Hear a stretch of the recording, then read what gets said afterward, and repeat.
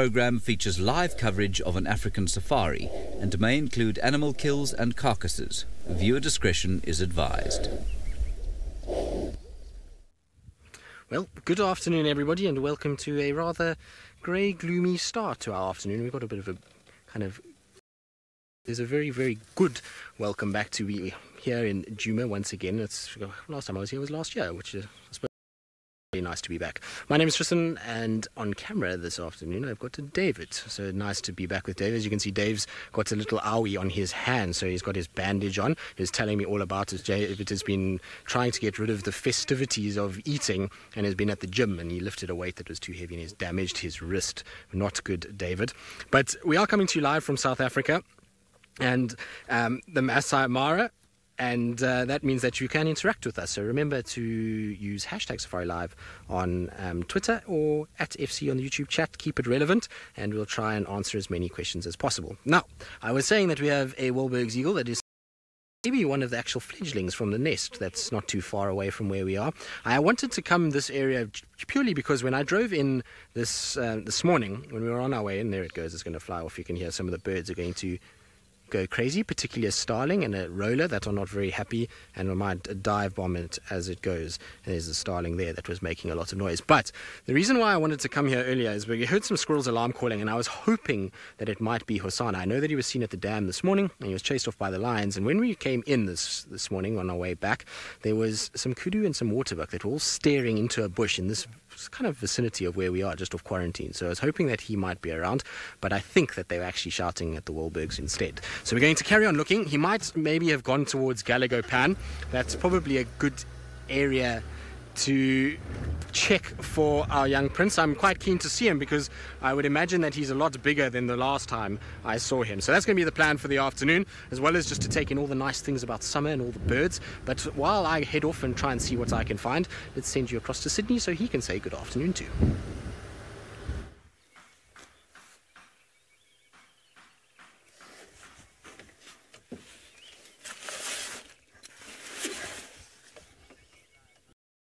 You can see I've got this starling there. It's not shining today because the weather this afternoon is overcast, and don't get surprised, I do have my roof as well.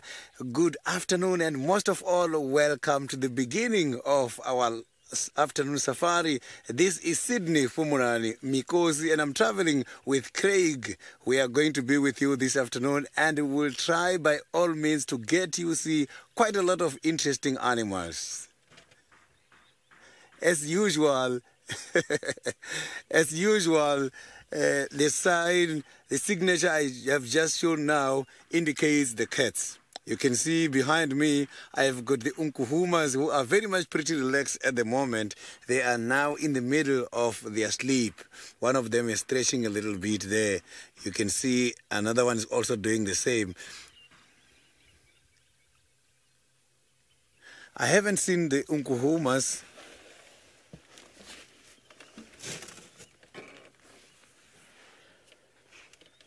I haven't seen the unkuhumas for quite a long time. I've just seen last week the two members of the unkuhumas. It was one Mangeni male. He is now a part of the unkuhumas, right? He was together with one of the female unkuhumas when we last saw them. This big group, the big pride, I haven't seen them for quite a long time. You can see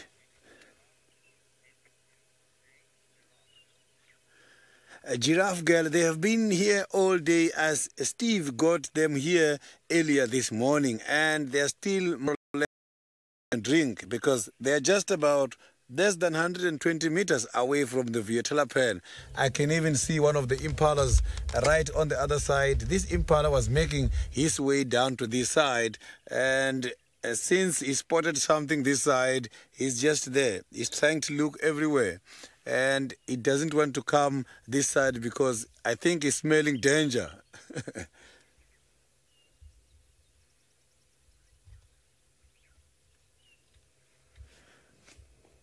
So normally by this time of the day, the lions, they prefer to just sleep. Yes, they can wake up and take an action against any big animal coming to drink, but now is their resting time.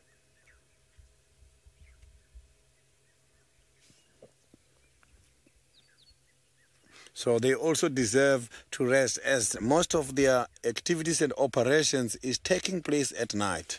Territorial patrol, some of the hunting activities, all conducted mostly at night until early morning.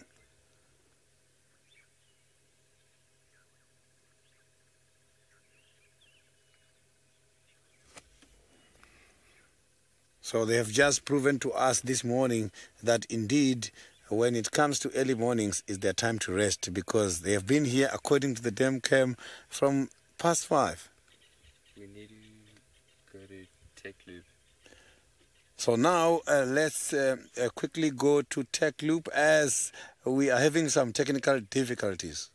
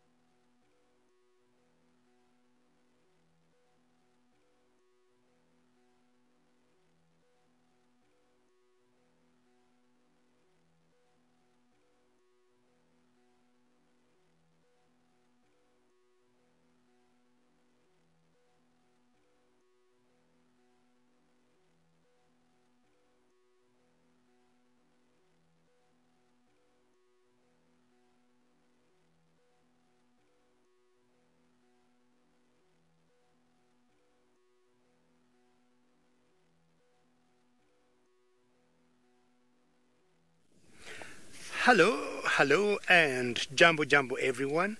My number one thing to say is we are sorry for the technical hitches we had. Once in a while we get these gremlins and breakups, but at the end of the day we are always back and showing you the best we can. My name is David, and on camera with me today is Archie. Archie, good afternoon, and we're very excited to have you on board. We apologize truly for that little technical hitch. These things happen once in a while, but we, as much as possible, fix them as quickly as they can, and as soon as we fix them, we bring you to this wonderful, glorious light of these cows of Africa here that sometimes I call buffaloes. Now, remember when we started, we have always requested you to ask us questions, send us comments, as usual, hashtag SafariLive on Twitter. Pretty warm day for me. Yesterday was warm, today is warmer. Talking of 28 degrees Celsius and 83 degrees Fahrenheit. That one is too hot for me, and even that oxpecker, I think, can justify that. Well, these are the African Cape buffaloes, and the oxpecker there is not getting a hike on the buffalo, but what she is doing is cleaning the buffalo out of all the parasites that buffalo could be having on his back and maybe through the fur. Why are you looking at us like that?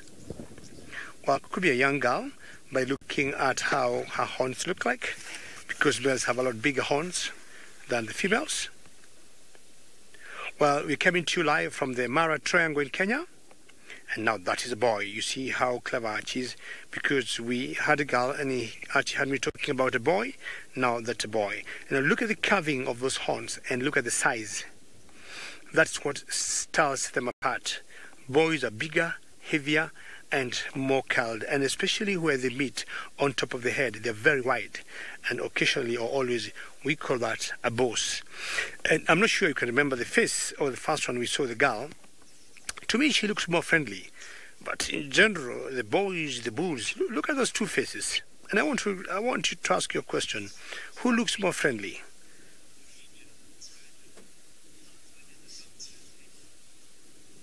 Rosalind, how good is Buffalo's scent of smell? I would say it's not as good as the sight. And they tend to rely more on their sight, if I would compare the two. They're averagely more or less the same, but I think the sight is a little much better than smell. And Rosalind, if there's any one animal in Africa you do not want to cross its line, it is the buffalo. Well, we have said, or we have called them one of the big five. It's one of the big five because, you know, they were hunted way back by the hunters, and also they, and still remain, one of the most dangerous animals in Africa. There's a party there going on, and not sure why there's so many oxpeckers on this particular buffalo. And my only guess is because she's young, maybe she's very tender, and all the ticks are enjoying, her skin because it's maybe easy to penetrate. The other one that we were watching before had only one oxpecker. This one has almost 10. Now, sometimes you say these oxpeckers and these buffaloes have what we call, or they do, a symbiotic relationship. The buffaloes benefit by the ticks or the bugs being gotten out of their bodies, and the oxpeckers, of course, feed on those ticks. Occasionally, I would say ticks than mites. Now, what we have two types of oxpeckers in Africa. Here in Kenya, we got both. We got the red-billed oxpeckers and the yellow-billed. What I remember, in South African Juma, I used to see more red-billed than the yellow-billed. Now, there we had both of them, and the yellow-billed have a bit of both yellow-bill and red-bill on its bill, and the red-bill is all red all through.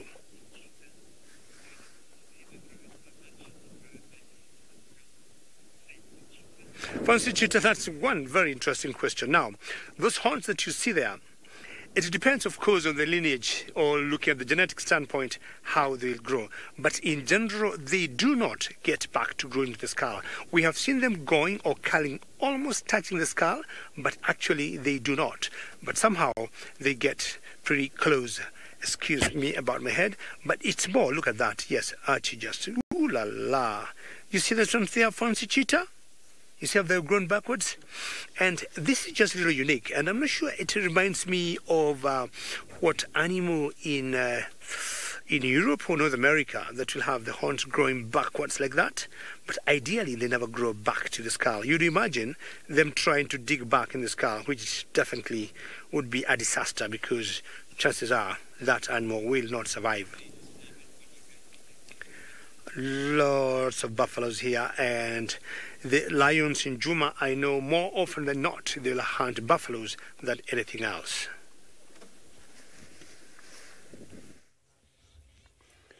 So I don't have to mention anything about the buffaloes, as these lions are going to go very hungry now that we are talking about buffaloes by the other areas. So you can see that the unkuhumas are still now very much relaxed. All of them are starting to open their legs in order to show off the bellies. This might be one of the ways these animals are trying to get rid of the parasites. Because sometimes animals, they've got different ways of cleaning themselves. Some of them, you see them playing in dust. Some of them, they open themselves against the sun to get the sun to chase away the parasites. So they do carry quite a lot of fleas.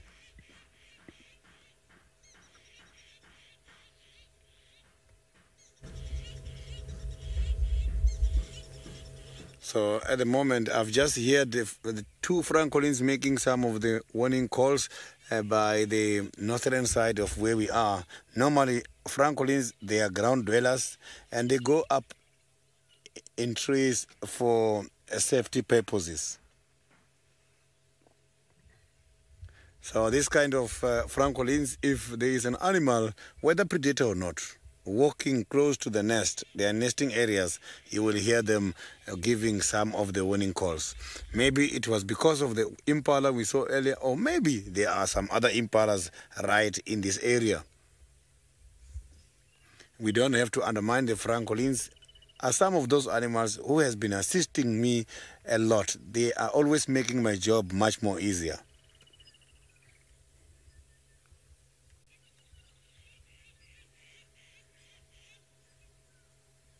So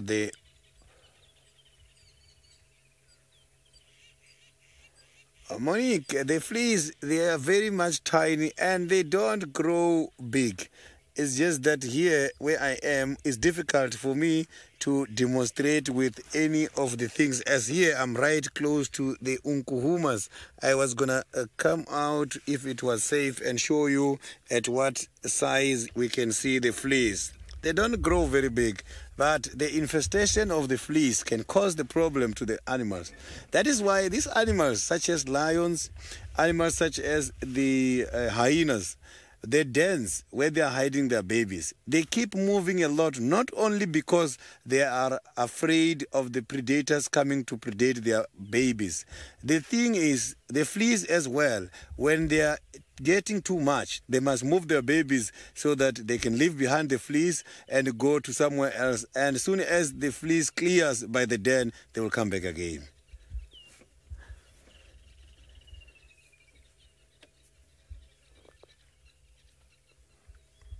So you can see that one is moving the tassel all the time. Look at that. He's moving the tail all the time, trying to chase some of the parasites maybe and the flies with the tail.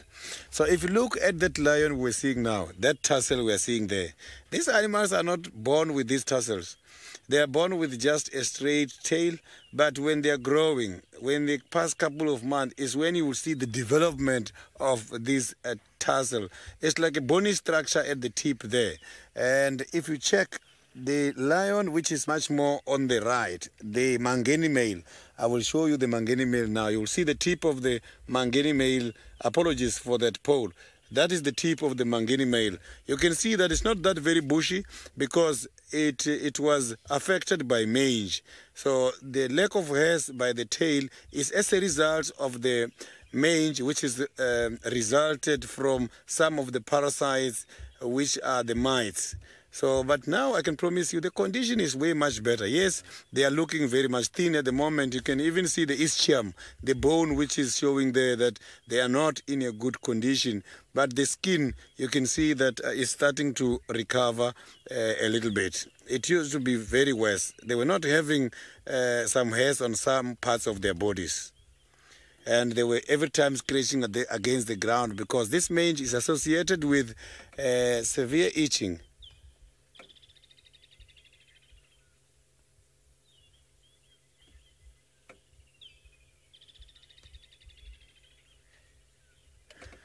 Caroline, these lioness, how they are sleeping is difficult to check and to judge, but I cannot say none of them is not pregnant or is pregnant at the moment because they have been seen, some of them mating with some of the males. So maybe some of them are expecting here.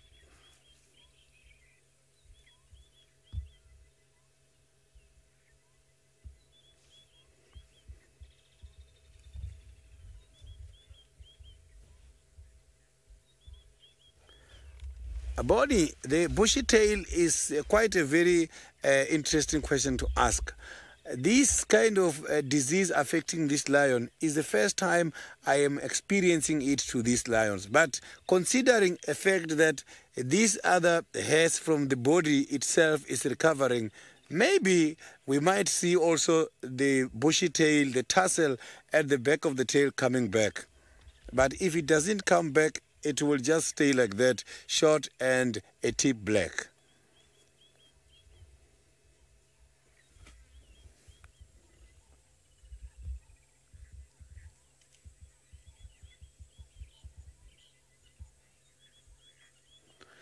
The possibilities of a recovery, I can say the chances are very much slim because this is a contagious disease. We are talking about a mange which is very much dangerous and which can easily also get transmitted to the other pride members.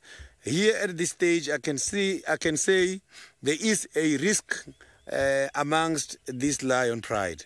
The Unkuhumas are standing a better chance to also get the disease.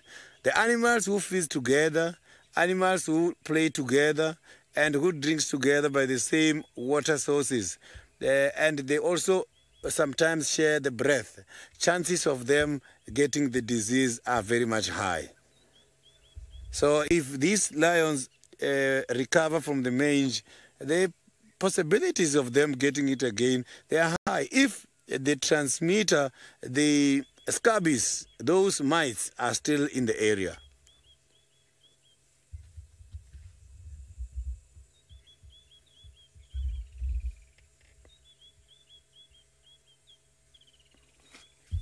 So now let's cross over back to Tristan and see how he's driving around, is getting him something or not.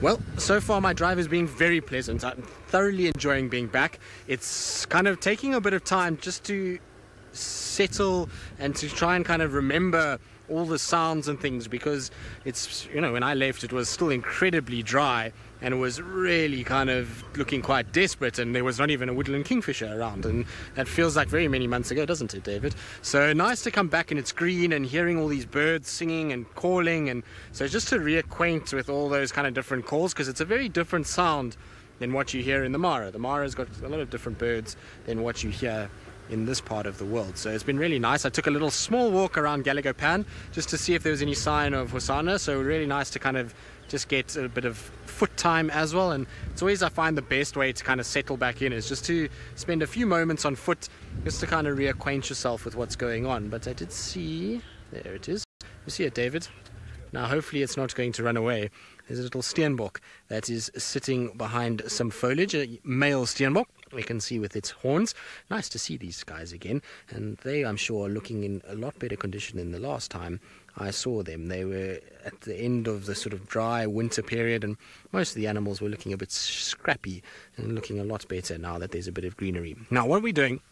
As we're slowly heading kind of northwards, I have a feeling that Hosanna is somewhere around between Gallego Pan and Buffelshoek Cutline, and I got an update that a leopard was seen not too far north of Buffelshoek Cutline during the course of today, and so it could obviously be Tingana, it could be Hosanna, it could be a multitude of different leopards, but I want to just go and check quickly on the boundary here to see if maybe there's tracks for Hosanna crossing over.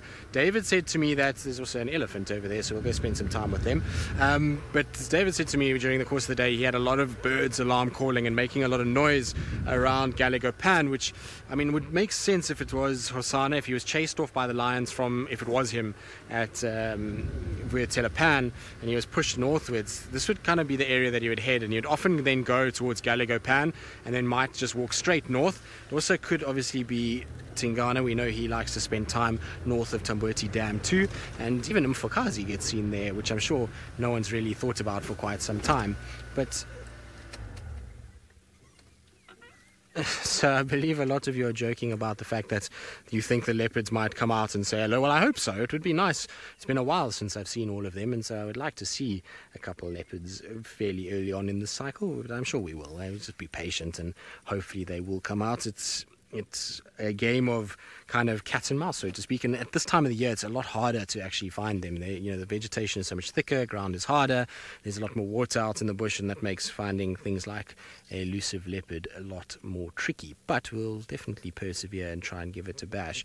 But nice to see some ellies. It's amazing how much thicker it's gotten since I was last here. The grass is not very long, but the bush is a lot thicker, and there's always, I like seeing ellies in the summertime because the kind of contrast of those grey, dark, earthy tones against the bright, lush green, always for me I think is quite artistic and quite nice. So I thoroughly enjoy seeing them like this, and it's such a contrast to coming from the Mara before I was on leave, where it's these big open spaces and grasslands, and you kind of see the ellies in their entirety as they kind of move through that, as opposed to this where it's just you see little pieces of them in between all of these thickets. So very pleasant, like I say, to see them, and I'm sure they are loving the fact that there's now not only vegetation in the form of leaves, but there's also a lot of grass that is starting to come up, and the more rain we get, the more obviously grass is going to grow and it's going to get better, and it should probably rain more this evening.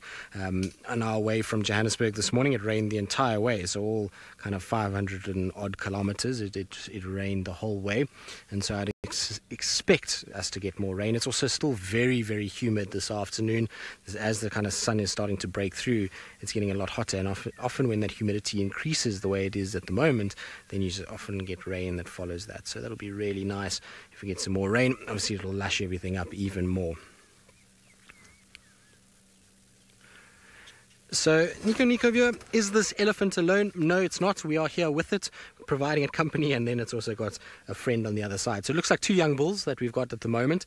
Could be the back end of a herd, although we came up the road that kind of where we spotted them from, we could see them kind of walking in that direction, and we didn't come across any other ellies. It's not to say that the rest of the herd hasn't moved off towards those sort of green thickets. You can see it's almost a wall of vegetation behind there, so there could be more in that area, but it looks like 2 young bulls, which is not uncommon to see. When they're of this age, often they will form small little groups together, and they will kind of have these little bachelor herds that will develop, and often they accompany a really big bull. So we'll have a little look around, see if there's any others, but they'll come together and they basically learn the ropes like that. They also crave that sort of bonding process, because don't forget, they've spent the first 12 to 15 years of their life, however old they are when they're kicked out, in amongst a herd and all around other elephants. And now when they kind of get pushed out, they kind of feel very awkward and very alone and very vulnerable, and so they'll often then join up with other bulls to be able to try and kind of just get a little bit more kind of comfortable and learn the ropes. But we're just going to go forward a little bit just to catch up.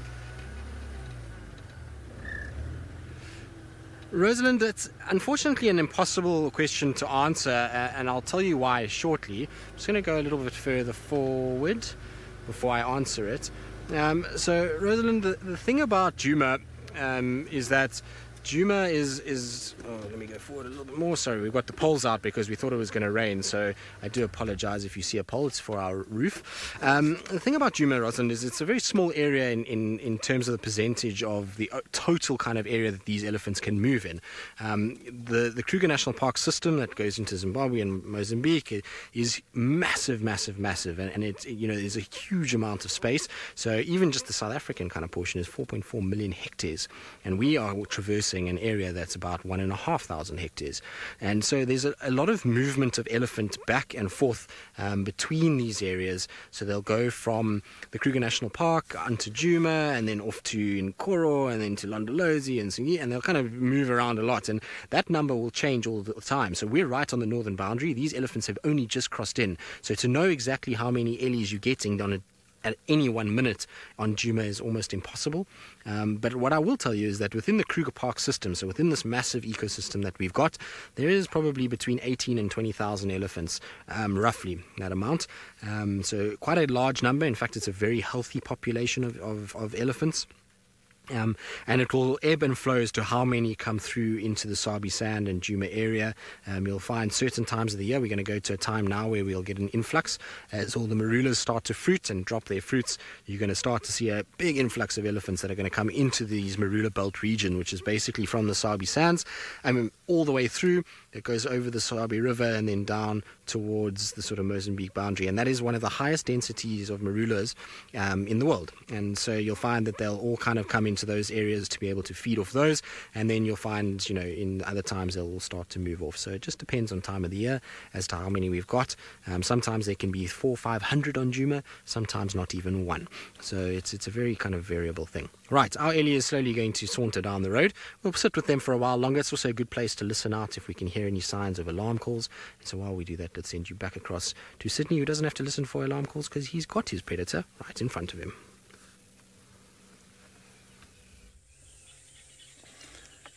So you can see that the lions, they are still sleeping as they are, but something very interesting here, unusual, just took place now, whereby one of these lions on a deep sleep started just urinating, and we can see that he's not even feeling it, he's just sleeping, and all we saw was just the water coming out.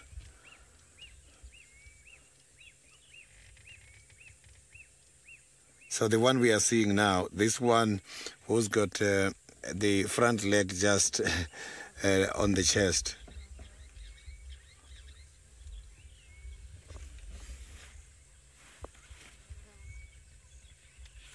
So these lions, they are so lazy during the day, don't want to even go to the bathroom. But normally, lions, you will see, when they wake up, they are going to move one by one to a certain spot where they are going to start urinating and defecating. That is normal.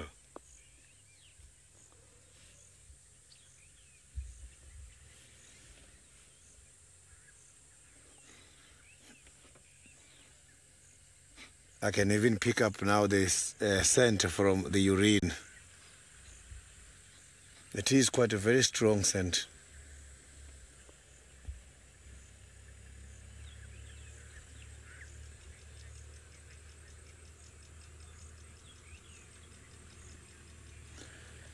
I didn't copy the question very well. If you can repeat that.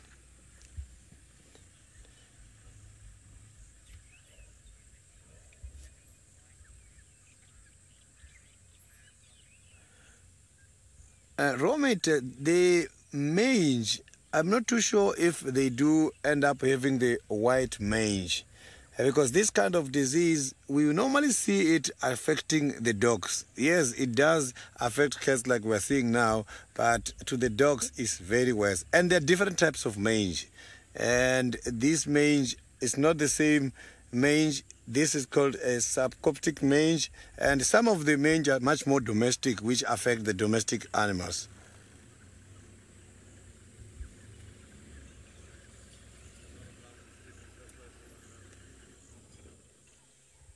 Don't get surprised, I am now joined by the other vehicles by the sighting, so you might hear people talking and cameras clicking.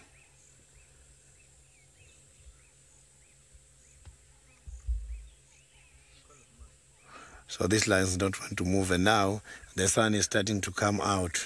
It has been overcast since this morning. That is why there's no problem for them to look for a shade. But now they might now start to move and look for a shade somewhere nearby. They are much more exposed. You can see now the reflection of the sun on them.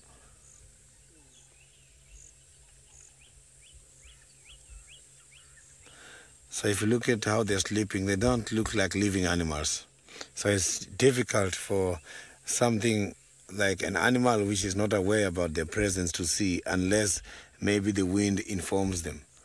From the sense of smell, they can be easily get detected by their prey, because I can also pick their smell from here. So I can smell them strongly from here where I am. So now let's quickly cross over to the Masai Mara, where David is having the elephants.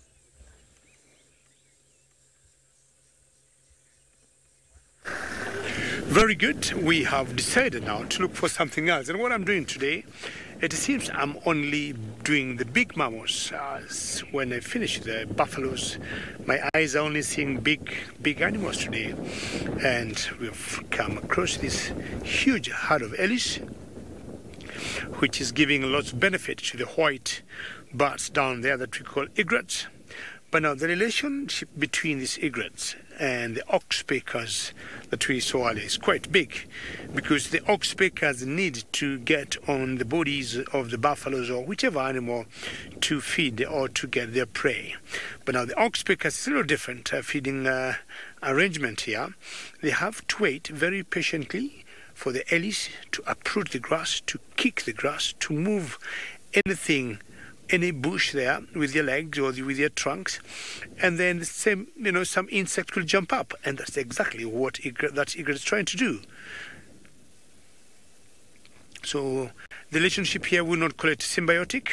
It's kind of an interspecific relationship between these birds and the ellis, because the biggest beneficiary here, it is the birds, and the ellis do not benefit anything from these birds. Now, that one particular ellie, to me, she seems to have lost her left tusk, if I'm not wrong. But it could also be her right tusk, because elephants, like human beings, are either right-handed or left-handed. So she is definitely missing one tusk. The question would be, is it the left one or is it the right one? We have always guessed, if you see one that has two tusks complete and one is shorter than the other, the shorter one, that shows the strength on that particular side.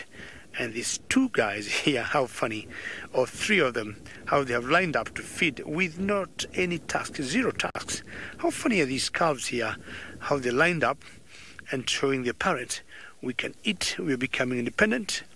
And my guess is they are all below 2.5 or 3, they're all below 3 years old, because none of them is showing any sign of tusk. Yes, they're such, little cute little ones, and I think it's a gift, ooh la la, for the new year. Thank you, Luke, and that's very good feedback from the viewers. I'm sure they're trying to show all of us that 2019 will be a different year, will entertain all of you. Isn't that wonderful? So I'm not sure they're actually eating or they're just jokers there. And there's one that is coming from the back there lifting his trunk. I don't know where she wants to go, or she wants to join these two youngsters here. You can see how green it is. Monique, how are you? And yeah, it's very good comment how they tend to steal each other's mouth. It could be difficult for me, Monique, to tell whether the two they are boys and girls. But you know, we always make jokes and say boys are more playful and they're always cheeky. So chances are this could be two boys who are behaving like that, stealing from each other's mouth. But yeah, Monique, that's pretty funny to see them do that, eh? And elephants, we know how closely they are related. And I'm sure that other vehicle there is coming to join us here to see these wonderful herds of elephants feeding.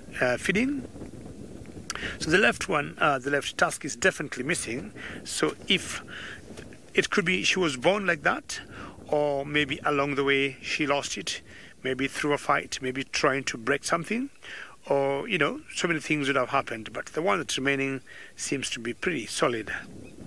And I'm saying it's a she because if you look between her front legs, you can see the mammary glands, and we know elephants are a little unique than all the other mammals, including the buffaloes we saw earlier, where they got their mammary glands behind or between the hind legs.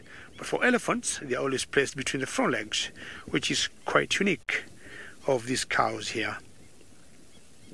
African elephants, we call them, and more so the savanna elephants found in such open areas, because we also got the forest elephants, which are slightly smaller in size than these ones.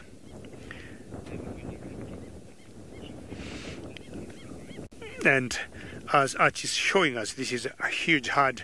I did a quick count and I got about 58.5 elephants. I'm sure half of them, or half of it, was a little baby. Well, talking of elephants that are enjoying eating and one having a poo break there, I think my friend Tristan was just in Kenya the other day, cannot move because of the same animals. Well, David, I don't quite have 58 elephants. You're very lucky that you've got 58 elephants. Nothing better than a big herd of ellies all over the place. We had only got 3. We managed to find a third one, so at least we've added to our tally, but we're still 55 short of where David is sitting at the moment. But still nice. We've got these bulls that are just kind of slowly moving along, all young boys, and one of them is very, very cheeky, the one in the front there, who's wagging his tail with authority. He came right up towards where David was and actually threw some grass at David, which was, I thought, very cheeky, and then walked past with a swagger as though he was the main man around here. But he's a tiny bull still, so he's got a lot to learn. If he's going to behave like that, he's going to get himself into trouble with others. In fact, there's actually a fourth one that's right in the background there, which I didn't notice until now. I can just see its kind of grey body coming out. But they're slowly kind of sauntering down the road and having a little feed, feeding a lot of the sickle bush that is around. So you'll see that bull where he's pulling at the moment. There is some little yellow lantern flowers that are kind of dangling around. Can we see them from here? No, probably not. I'll have to get a bit closer. But yes, you'll see they're in amongst all of that. No, that's leaves. Don't worry, David, we'll get closer, but they are there. David was trying to see if he could use his doubler to get a little closer and try and kind of get a view of those flowers. But we'll try and get, like I say, a bit closer to the tree, and then I'll be able to show you. But those flowers are delicious for an elephant. They are like Christmas pudding. They come out in the summer months and they'll eat them, and if you go to areas where there's vast sort of swathes of sickle bush, they really get stuck in. So down in the south of the Sabi Sands, a lot of sickle bush down there, and they absolutely love it. Them and the black rhinos, they go crazy for sickle bush, and they'll kind of feed off it and eat as much as they can. So there we go, there's a little flower there. We should be able to see it. Is the pole in the way, David? No, it shouldn't be.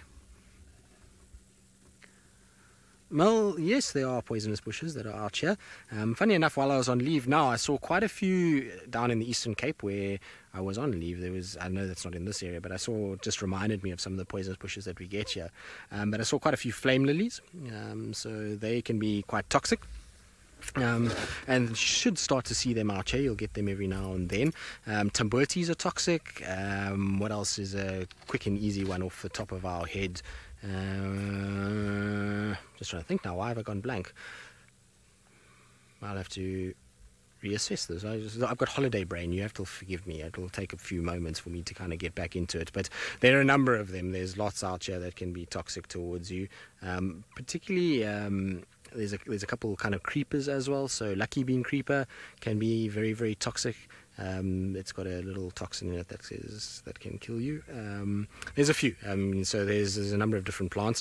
Obviously, there's also toxins that kill us, and there's toxins that the animals can deal with. So tamboti is a prime example. If we had to shovel whole bunches of leaves up into our mouth of tamboti, we would be violently ill, if not dead. Whereas you'll find things like giraffe, kudu, nyala, impalas, ellies a little bit will feed off those tamboti leaves and be absolutely fine. And so, there's some sort of animals that have built up immunities to some of the toxic plants that we can't handle. But there are ones for that. If you see animals not eating it, and you see brightly coloured kind of flowers that have blacks and reds, or blacks and green, or black and blue, those typically are indicators that there's something not right. Right, our ellies are wandering off down the road. There's a squirrel that keeps shouting behind us, so I'm going to head off and investigate. I'll send you back, David. Ellies, but I thought let's have a little bit of a change and do some budding.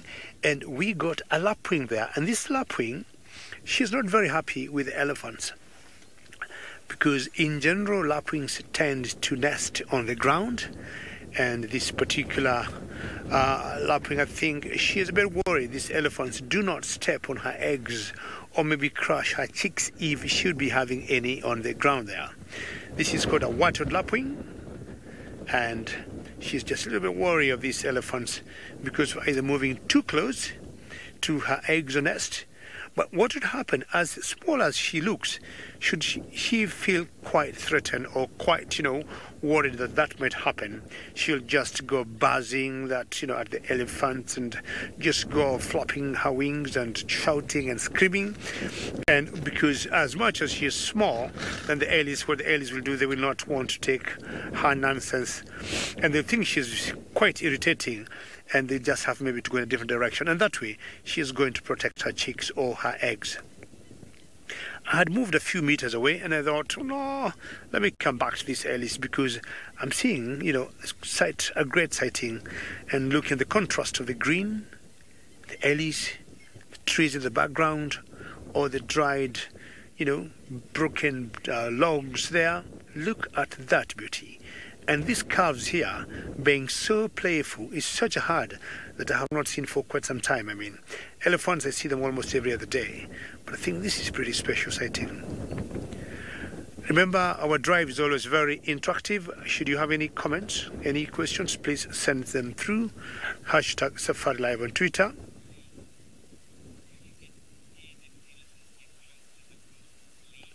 Lee, look at that one, and she's either trying to scratch herself or something. Lee, there are times this elephant would come so close to the car. What exactly is he doing? What is it that you want to do? Are you trying to scratch yourself? Lee, we always behave very well, and we know these animals very well. And we know their body language. We know what you call trigger signs. And so long as they remain friendly as they are. Lee, look at that particular one. He is not even bothered by us and doesn't care. And I'm talking about 150, 80 meters from where she is, and not even, aware of her. I'm sure, she got an idea we are here. And what would happen is, the whole idea, we tend to learn them, and if we get concerned by their behavior, we pull back. If nothing of that happens, we stay where we are. We have seen sometimes elephants coming so close to about 2 meters from the car. There's one time 2 years ago, I was doing a different safari in some other place in Tanzania, and they had an elephant that came brushing itself with the car. Now, I just had some big trumpeting there, and I don't know whether there's a little issue between a female there. Was that a female or a male? And anytime the tails go up like that, there'll be some differences going on there. And that mama there was not very happy over another mama. I do not know what transpired between that mama and the one you see there. And look at that one who doesn't have a single tusk. We watched one before that had one tusk, and this one does not even have one. So again, it could be genetical, fight, having been broken in life, an infection or, something like that. Baby elephants tend to get their tusk anything from 2 years, 2.5. By the time they get to 3, you can see them having popped up.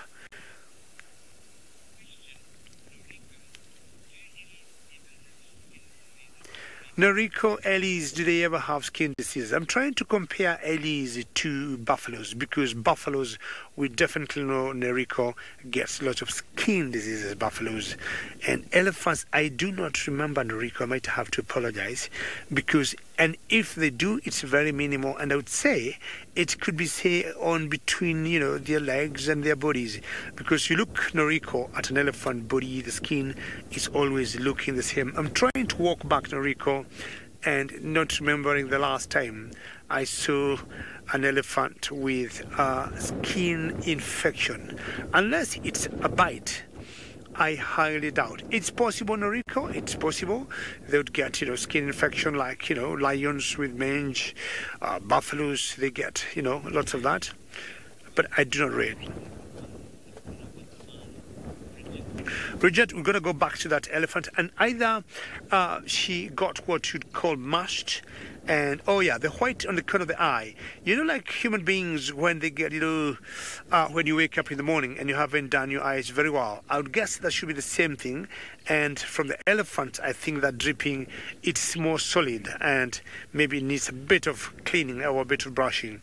And I highly doubt when they close their eyes, that would be the same way. When they tend to cleanse their eyes, it comes out and builds like that. Bridget, such huge herd of elephant here, and you see this one also has it, and in fact on both eyes. And I think it's just the cleaning or the same dripping we get as human beings, or it could be having an eye infection. Who knows? Because the rest of them look to be very solid, but then it's so white to think that it could be an infection of some kind. It's got a small little hole on the left ear there. So either it was born like that, or it got punctured by a stick or something. You can see a little bit dripping there behind the eye. And elephants, when they're either stressed, you'll always see that little like mast on the males when their levels of testosterone hormones are pretty high. Or when elephants are excited, not necessarily being stressed, even when they're excited, you might see that dripping coming out from that gland that we call the temporal gland, right behind the eye. Very beautiful light in the background there. And these animals can eat. Elephants will eat and they'll keep eating 12, 18 hours in a day, and they eat lots of food. I mean, just to keep the frame of that body there, the fully grown ones eat sometimes up to 300 pounds, of food in a day. That's lots of food by any standard. And lions, like what they didn't have, maybe do not eat that much.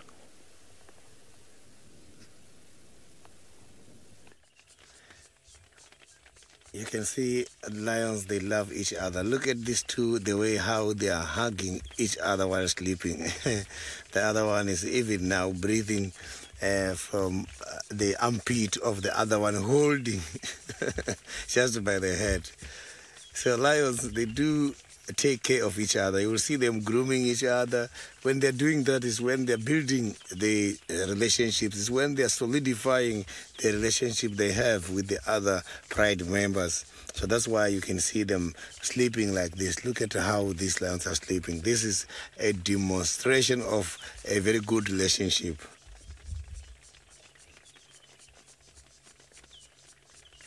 So you can see that these lions here who are holding each other are so very much closely related.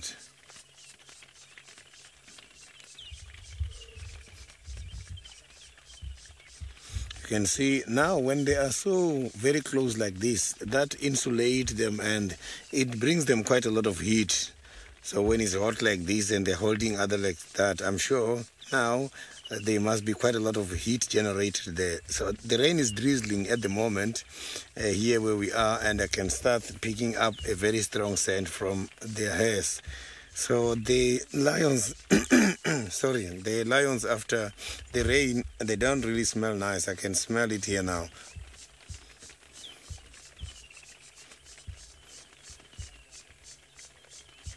So you can see they're starting to stretch there.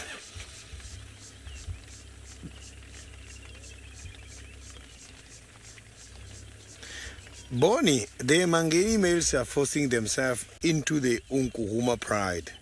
And something like this has been happening. Is not the first time this kind of behavior is happening. As is normal, the lions, the males, sometimes they come and challenge the territorial males, take over. After taking over, they dominate the pride. So is that kind of a behavior which normally happens to the lions. So, but they don't want to change the membership in their prides. It happens like that, but normally the membership changes during mortality or natality. When there's cubs coming is when the number is going to change. Sometimes when there's dying of other family members is when the statistics of the pride is going to get affected. So a behavior like this of accommodating the two males from the Mangeni pride is something unusual. But yeah, it has been recorded happening to the other areas. But to me, it's so very much unusual. One male they can accept when he's coming to dominate after a fight. I've seen that. But whereby you see 2 or 3 new members coming to join his prayer.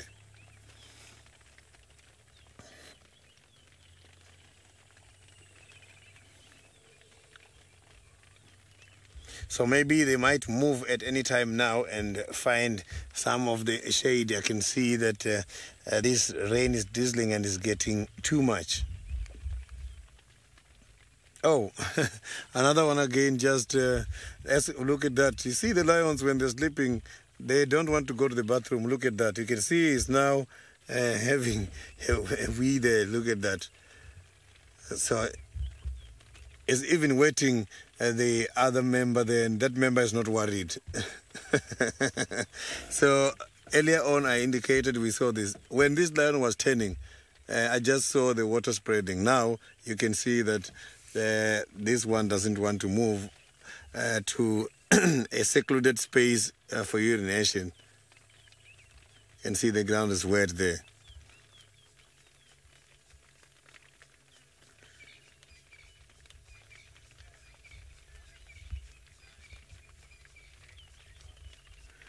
Charlie, these kind of animals can be able to eat 30 to 40 kilograms, and that is quite a lot. So that is why they can be able to target small animals such as the duiker. They can target something like a duiker and eat it and finish it, because if you check, a duiker is just about 18 to 25 kilograms. A scrub where they will finish it now, and they're still going to go carry on hunting. So they must have to eat quite a lot of meat. As a pride, they must target something big so that everyone can get satisfied. But sometimes you find individuals, the solitary males, sometimes also females moving off the prides, they can be able to target something small just to satisfy themselves.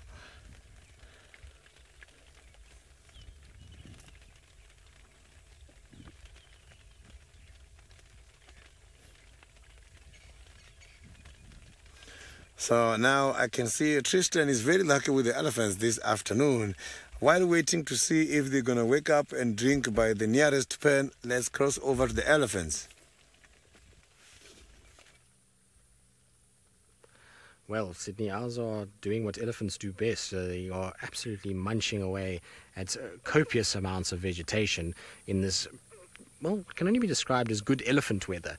It's overcast, still warm though, so not cold, not windy. There's a bit of rain falling, so that will kind of spruce things up and means that they can have a really good feed without being obliterated by the scorching summer sun. So it's good elephant viewing weather. This I often find you see quite a few ellies at this time, and so they're just going about feeding on all the various different things. It's quite nice to kind of see how their feeding behavior has changed a lot since when I was last year. Last time I was here, they were obviously eating a lot of bark and a lot of root, and they were digging a lot and trying to get tubers and just generally trying to find some sort of sustenance by actively really trying to kind of break down the trees.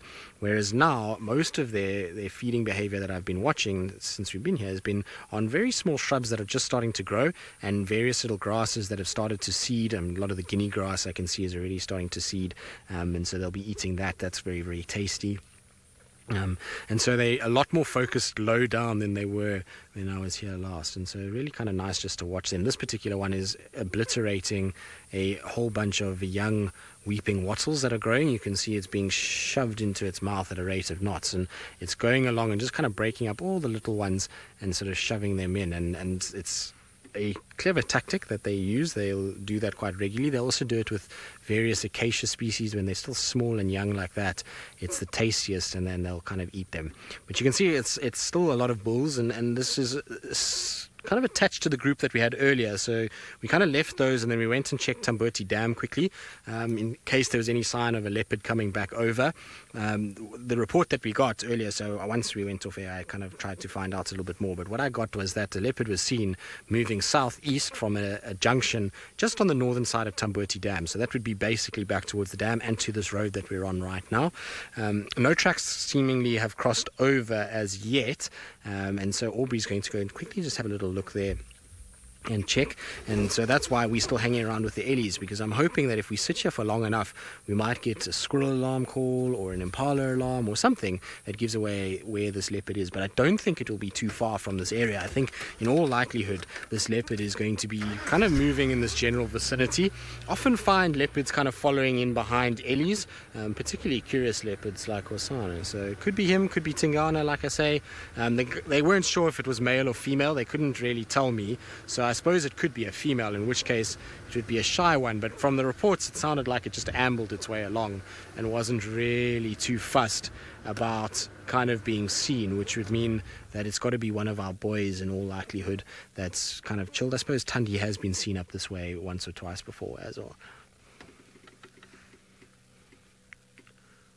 Brian, so no, if the tusk is broken at the nerve ending and so above that lip line, then no, it doesn't grow back. But if it breaks out of that, then what you'll find is that while the tusk remains short, it will still grow. It just is shorter than the other one. So you'll find that it does still grow though.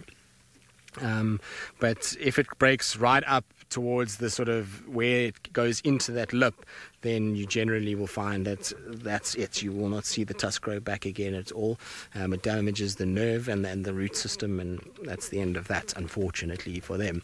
Right, our Ellies have left us, so we're going to carry on. We're going to go, I think, just check towards Gari Cutline, then come back up the fire break, and then just check there one more time, just in case this leopard decided to pop out behind us somewhere. I mean, 2 o'clock was not that long ago. I suppose actually it was 3 hours ago, so leopard could have gone quite far. And Aubrey said he heard Impala's alarm calling around Gallagher shortcut area at about 1, so just trying to kind of piece together what's going on and see if we can just figure it out. No, it's just a termite mound, don't worry, David. I thought for a second there I saw a little white belly, which is always a good thing to look out for when you're looking for leopards in the summer months. You stop looking for their kind of spotted coats and you look more for either the white of the tail or the white of their tummy. And often, because it's quite warm, they lie with their legs up and their tummy exposed, and that white gives them away quite quickly. And the yellow and the sort of black mottled pattern, they actually blend quite well. With their tummy up, that white is very, very distinct and kind of is like a sore, sticks out like a sore thumb in these areas. Right, we're going to keep going. We're going to try and see what we can find. Hopefully we will get one of our cats. If not, it's still a beautiful afternoon. In the meantime, though, back to Sydney with the Nkuhumas. Hopefully they're going to wake up fairly shortly. I am still here with the sleepy cats. You can see that they don't want to move at all. And they've been here since this morning. They have not even been to the nearest waterhole, which is just a few meters away. Maybe while we are here waiting and watching them, one of them might start moving to the waterhole. It will be great seeing this pride, whole pride, moving at the same time, having something to drink at the same, sharing that waterhole will be great, a great experience.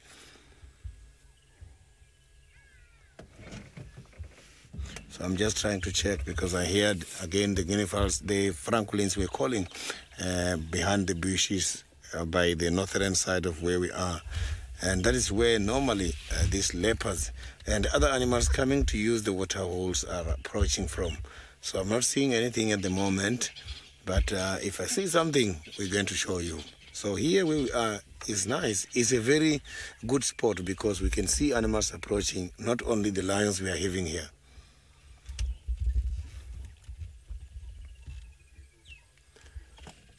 So you can see that none of them has got his head up. They're all lying down. So those tails you are seeing there,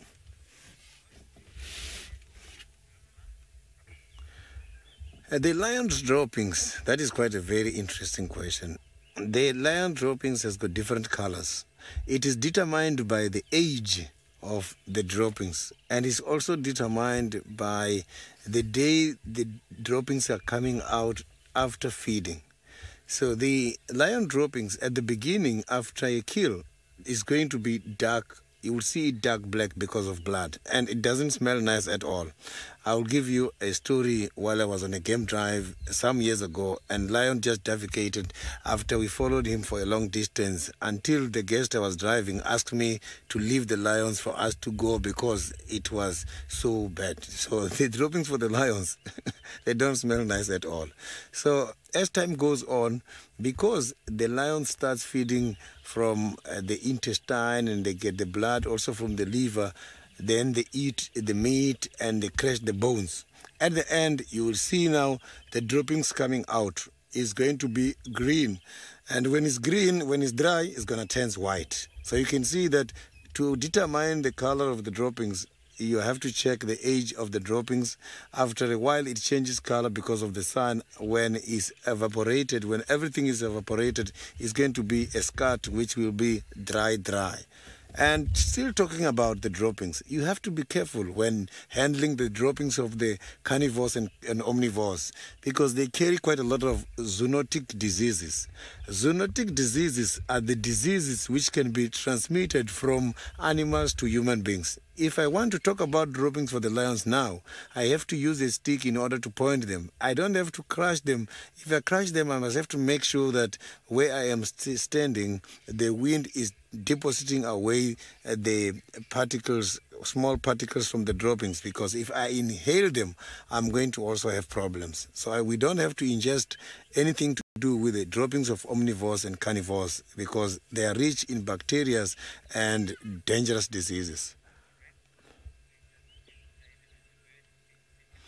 So before David loses his bird, let's quickly cross over to the Masai Mara.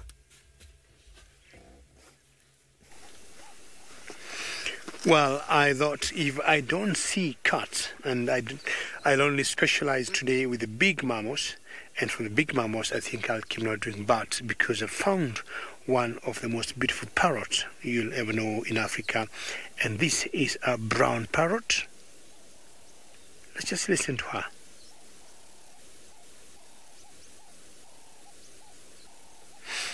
What we're hearing now is a dove in the background, but she has been very vocal. Okay, there she goes.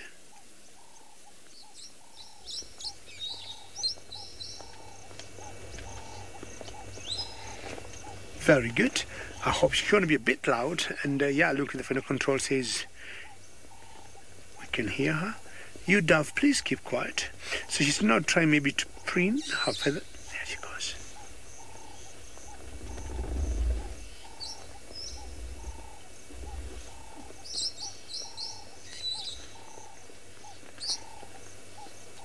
You see how loud she is when she's making the call. She just moves her whole body.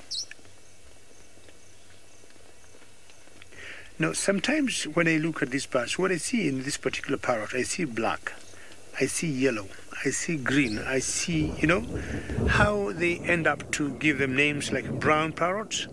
You know, I do not understand, but we have stuck with some names, and some names usually to me do not describe the actual species or the actual, you know. And looking at the final controls also agree with me. We have a kite here in Africa that we call the black kite. But honestly, when you see the kite, it's brown in color. And she is gone, and the two of them apparently, they're just flying some in the bush. Not sure if they're going to show up. And they're getting very loud. And sometimes they fly and come back in the same particular tree. Let's see if Archie is going to catch up with them. think he is, because they'll be on such big trees feeding on some fruit. You see how they got very hooked beaks? Not sure if you can hear some thunderstorms in the background.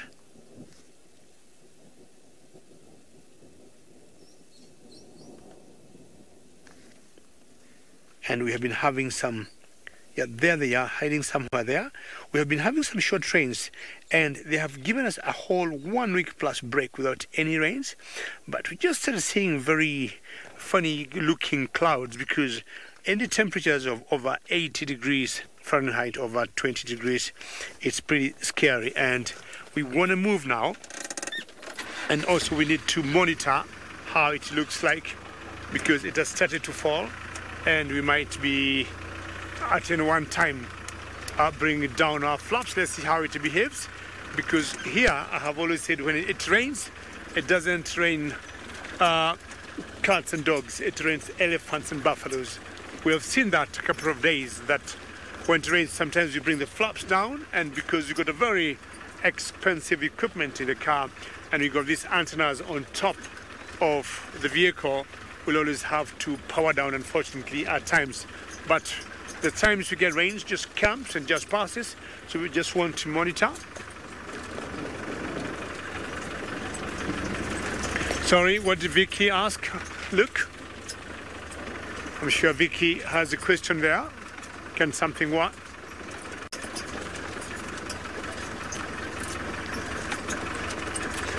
Vicky, very good. And you'd like to know, can parrots learn to talk like the one you just saw, the brown parrot? I would guess so. I mean, we have those birds that we call feral birds, Vicky. And the ones that we know have been trained to talk and have talked are especially the African grey parrots. Those ones are very trainable. Now, I haven't seen any other species, Vicky, of parrot being trained how to talk. But because they are parrots, my guess is it's very possible they could talk. But I have only had, who knows, maybe they might. But I think these ones have been rather difficult to catch and tame.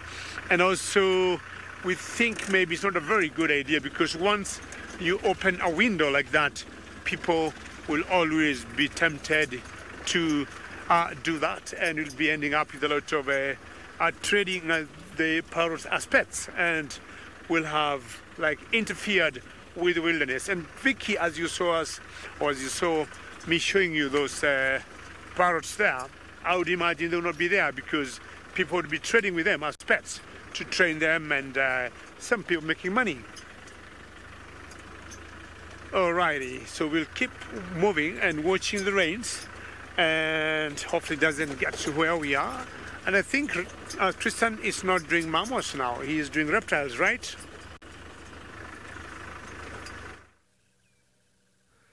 Well, indeed we are. We've decided we'd just come and pay a little turn past Buffelshoek Dam. I just wanted to see how much water was in it, and the answer to that is very little. At this stage, it looks pretty much like it was when I left. In fact, I think there's even less water than when I left, which is quite strange. But there is a monitor lizard that is very, very thankful that this dam has got at least some water and is taking it very easy on the banks, kind of sprawled out, probably absorbing what little sunshine there has been today, even though it's not been a lot of sunshine. It's still warm enough for reptiles to be fairly active, and so I'd imagine this guy will kind of cruise around and try and find various food items later in the day. But for now, it's just about sunbathing and getting that metabolism and temperature up to be able to actually be active enough to find food.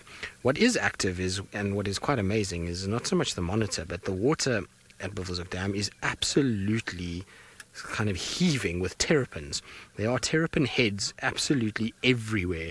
It looks as though it's kind of little air bubbles, but they're all moving, and they're in a bit of a frenzy. They're moving a lot faster, and there's a lot more motion than you normally see from terrapins. But each one of those little dots that you're seeing are terrapins, and with their heads out, they're all getting a bit of air, and they're kind of swimming around one another. And I wonder if there's a lot of mating that's taking place now. I mean, I suppose there should have been mating already. That would have normally, you find with terrapins and tortoises, they typically mate straight away as soon as the first rains come, and which would have been a few weeks ago already.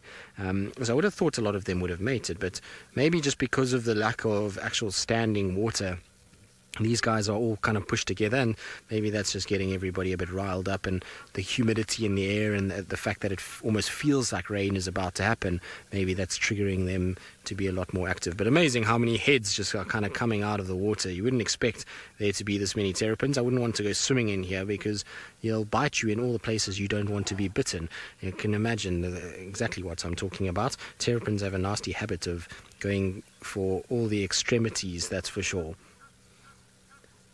Norina, yes, a terrapin epidemic, and one of mass proportions at this stage.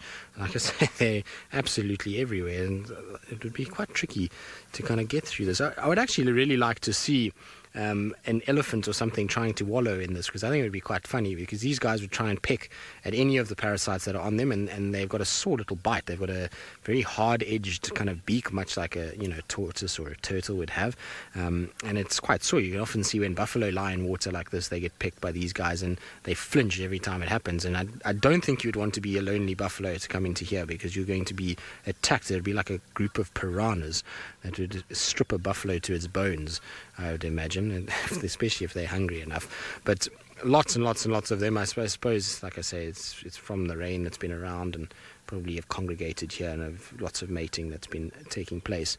Other than them, though, it's very, very, very kind of quiet around the dam. There's not too many other signs of animals. I was thinking maybe something might come down for an afternoon drink, but I suppose there's quite a few puddles all around.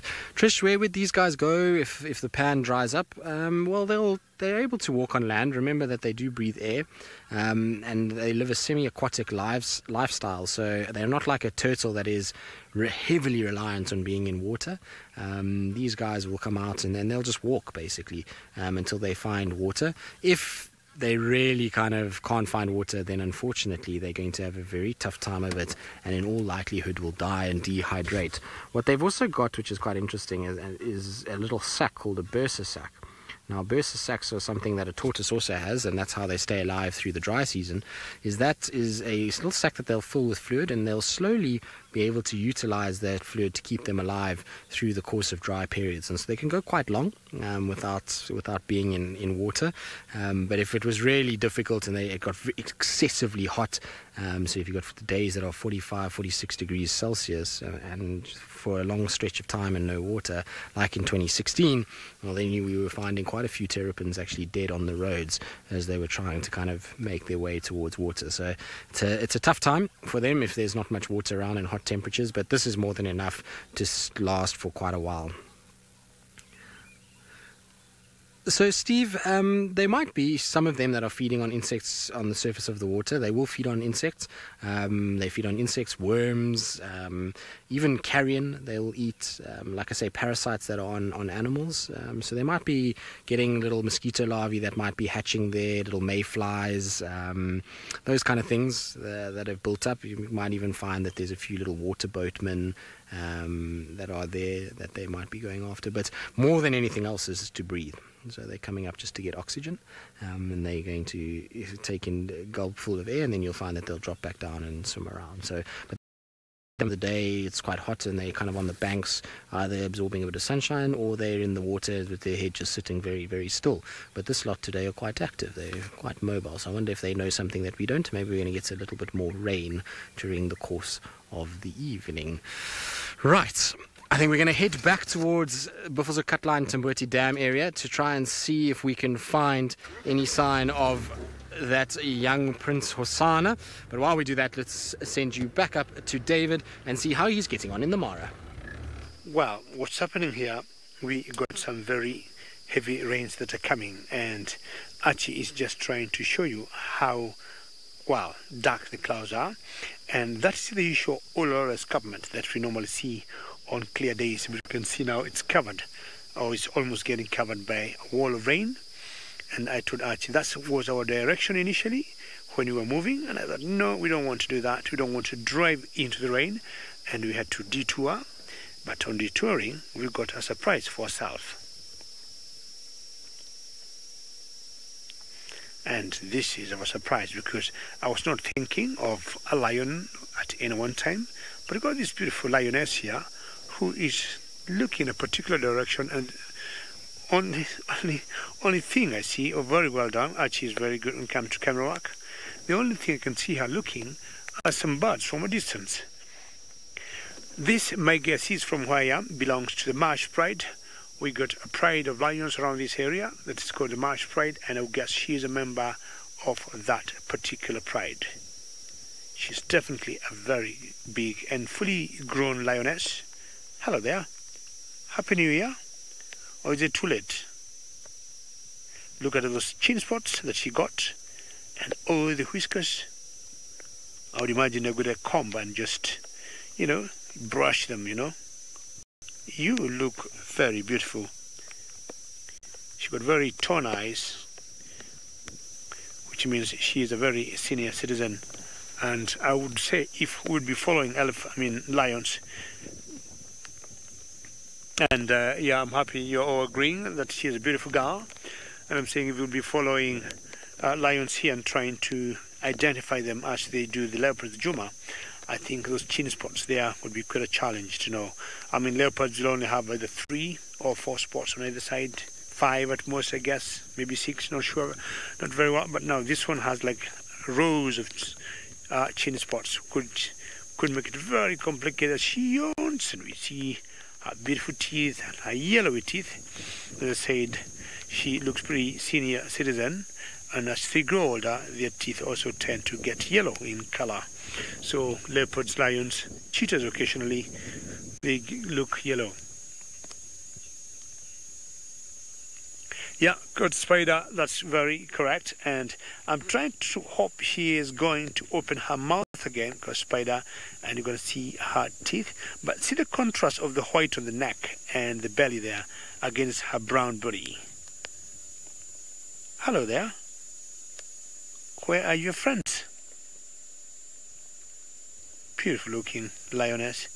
And as much as she is there on her own, she looks to be home and dry.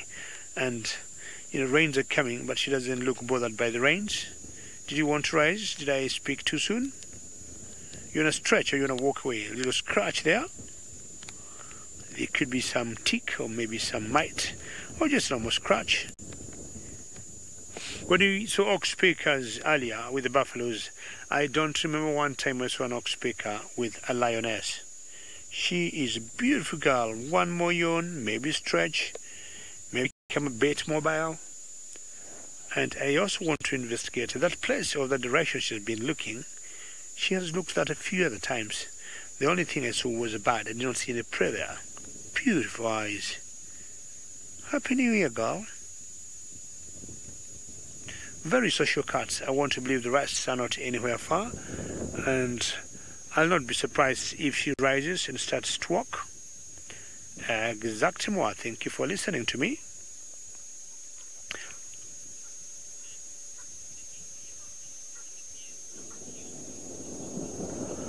Nash, good question. The area I'm in, is it near Olikiombo? Not really. I'm very far from Olikiombo.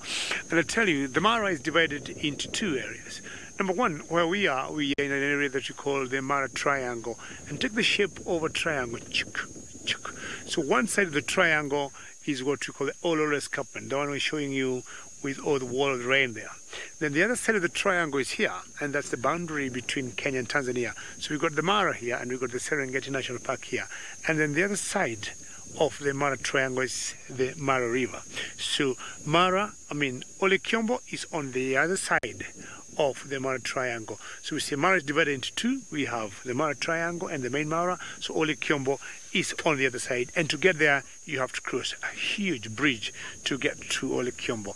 I would guess, give or take, a drive from here to Olikiombo could be about roughly 2 hours on the road. In a plane, a small hop of 5 minutes.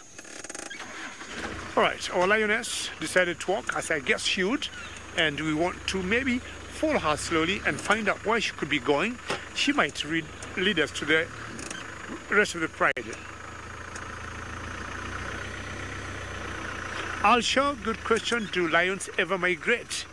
No, lions do not migrate. The animals that we'll say will migrate are mainly 2 species of animals, wildebeests and zebras. Occasionally also elands, we say they migrate, but maybe they may not cover as long distances like the wildebeest. An area like the Mara, where we are, Serengeti, all the game reserves, each area or each territory is owned by some lions. I'm going a little drainage there. Hopefully my signal will stay intact, and that should not take more than 5 seconds before I'm out of this area. So in each area, there'll be an ownership of that particular land. So where we are now, this territory belongs to the Marsh Pride. Where I was in the morning, not sure you're watching, I was in another area where it's owned by a different pride of lions that is called the Sausage Tree Pride. So each area is owned. So if the lions would migrate, it would mean they'll be going into other lions' territory. So lions are basically sedentary. They remain in particular areas, and what happens when the wildebeest to migrate, like we had them a few months ago, the lions now have to change their menu and start feeding on other different animals. So our lioness Rose, she is shining, she is on the road, she is ahead of us, and I'll be wanting to find out where she could be going, because chances are she might be going to rejoin her pride, which will be quite exciting to see maybe 2, 3, 4, 5 lions together. I haven't seen this pride for quite some time. We're very close to an area that we call Marsh area, as I said earlier, and because of all the rains we have been having, this place became impassable. I want to stop and show this lioness walking, and you'll see the beautiful green ahead of her. As much as this area remains green all around the year, with the rains that we have just had, it looks extraordinarily green and so very beautiful. So there she walks. She looks quite a big girl, as I said earlier, and I have no idea where she's going. And you can see the black marks behind her ears, which they have always used as follow me sign, and also the black tip on the tail. So should she disappear in the grass and there are many, or she got some cubs, that's what in generally the cubs would be looking for to stay in touch with the mother. I looked slightly at her mammary glands and saw a little bit like circle marks on them, and not sure that she has any cubs or not, but who knows. So keep following her a little bit, slowly and surely, and find out where she wants to go. I don't want to push her because, you know, we'll always give them space, and we usually say they have the right of way. And I think because I have only one lioness, Juma have more lions than me, and maybe a little bit exciting than mine.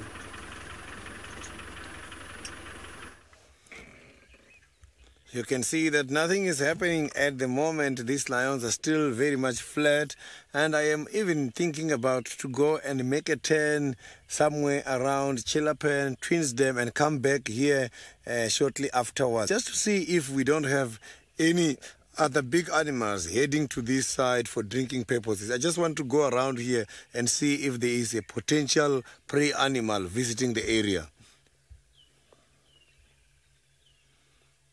So I can see these lions are not going to go anywhere, and they are not even going to start maybe showing off now. Normally, these kind of animals, after dark, you will hear them roaring, trying to promote fear to the other animals, and also literally chasing the other intruders who might be visiting their territory. So I'm just going to now pull away. I will come back here just now. Just want to circle here and see if we cannot find something interesting. Roshni, let's expect unexpected. I am going to do a loop here, and while driving around we might be lucky and see something.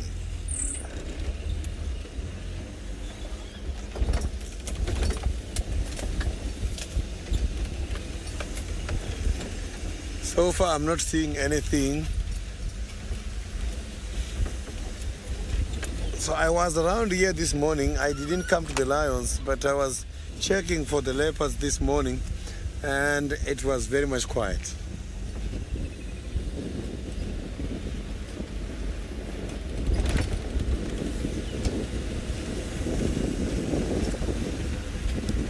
Afternoon stations. This is Sydney. I am leaving the Unkuhumas.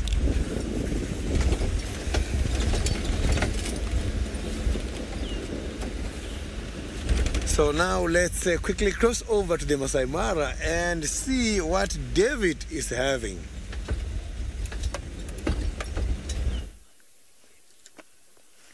Well, if lions become flat, in general, we have always thought as guides, we have to move on. Otherwise, you also become flat. And now I spoke of like doing big mammals. I'm not sure how I ended up seeing that lioness. And I said, if I don't see big mammals, I'll only look at small things. And I found the Hadada ibis here, and they seem to have a party from where they are, and they must be feeding on all types of crustaceans you'd think could be in that water there. There are quite a number of them, I think. It's a whole family of them there, and I'm not sure there's also a lapwing too, but if there's a lapwing, the second one to the right looked like a watered lapwing, maybe not Hadada ibis, but of course the majority of them are lapwings. Yeah, that one looks like a lapwing to me. You've got to put your head up and you need to identify you. Yes, that's different, and that is like the one we saw earlier where we had elephants coming so close to her nest, and the rest are called Hadada ibis. There's some of the birds that I know you very rarely hear them call while on the ground. You'll always hear them calling while up in the air, or basically when they're in flight, either when they're going back to the road. Joy, you said they look purple in these slides, which is quite something, and I think it's more of their age. Otherwise, we have another type of ibis called like to have Joy. Thank you for that great comment. And I'm imagining any invertebrate in there is what they're feeding on, using the advantage of their long equilibrium in the mud. So definitely where they are, there's a bit of water. And to all of you, we apologize. I'm sure we had a little break up there. Either you missed my voice or you missed the beautiful ibises. But the reason is, from where we broadcast from in the African wilderness, is quite, a challenge to get to you. But somehow we'll always get back to you as soon as we can. We truly apologize. As these Hadada ibis are not worried, they are not even sure we had a little technical issue there. Just enjoying this great wilderness of the Mara. I was saying, this is some of the birds I know. You rarely hear them call when on the ground. You'll always hear them calling while in the air, when they're flying either to their homes or to their nests that they have on trees. And look at that huge elephant there. And this is what we call the proper marsh area. But I'm sure at one point, he must come out, because what would happen is there's a lot of water there and they don't like.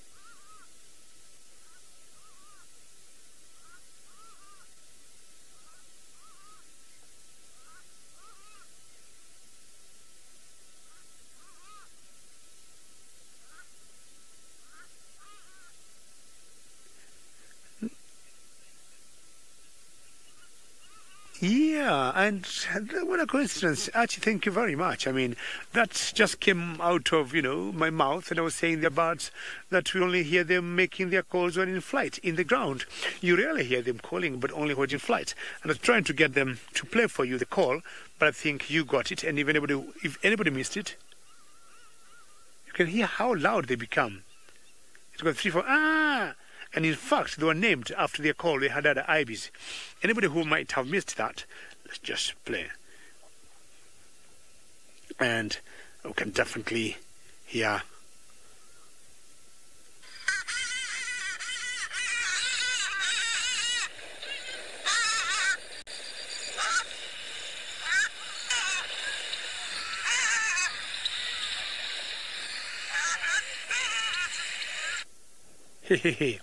And actually, that's how they got their names, Hadada ibis, because of that very loud call.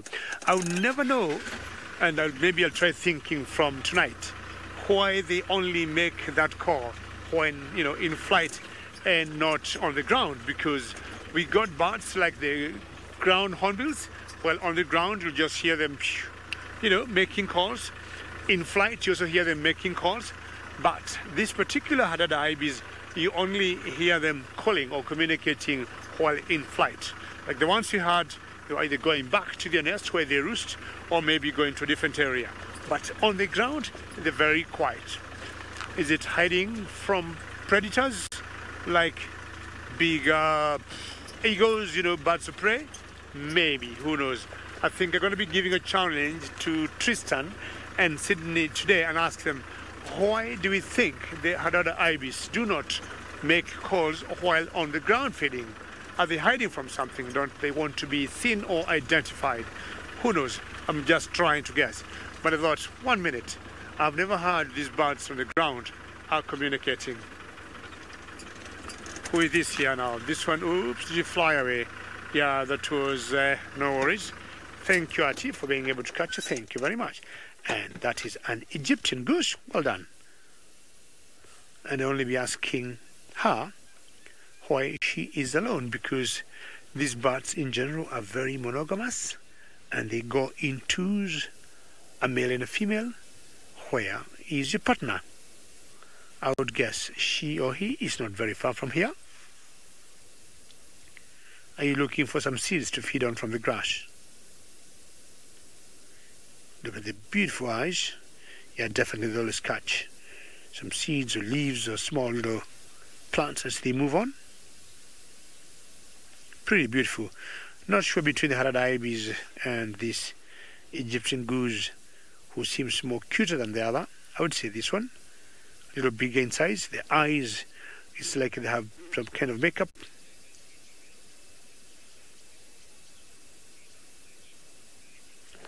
And I'm sure the other one, or the partner, is not very far from here. I think I'm doing too well on the birds now, and I want someone by the name of Tristan to tell us whether he's winning or losing searching for a leopard.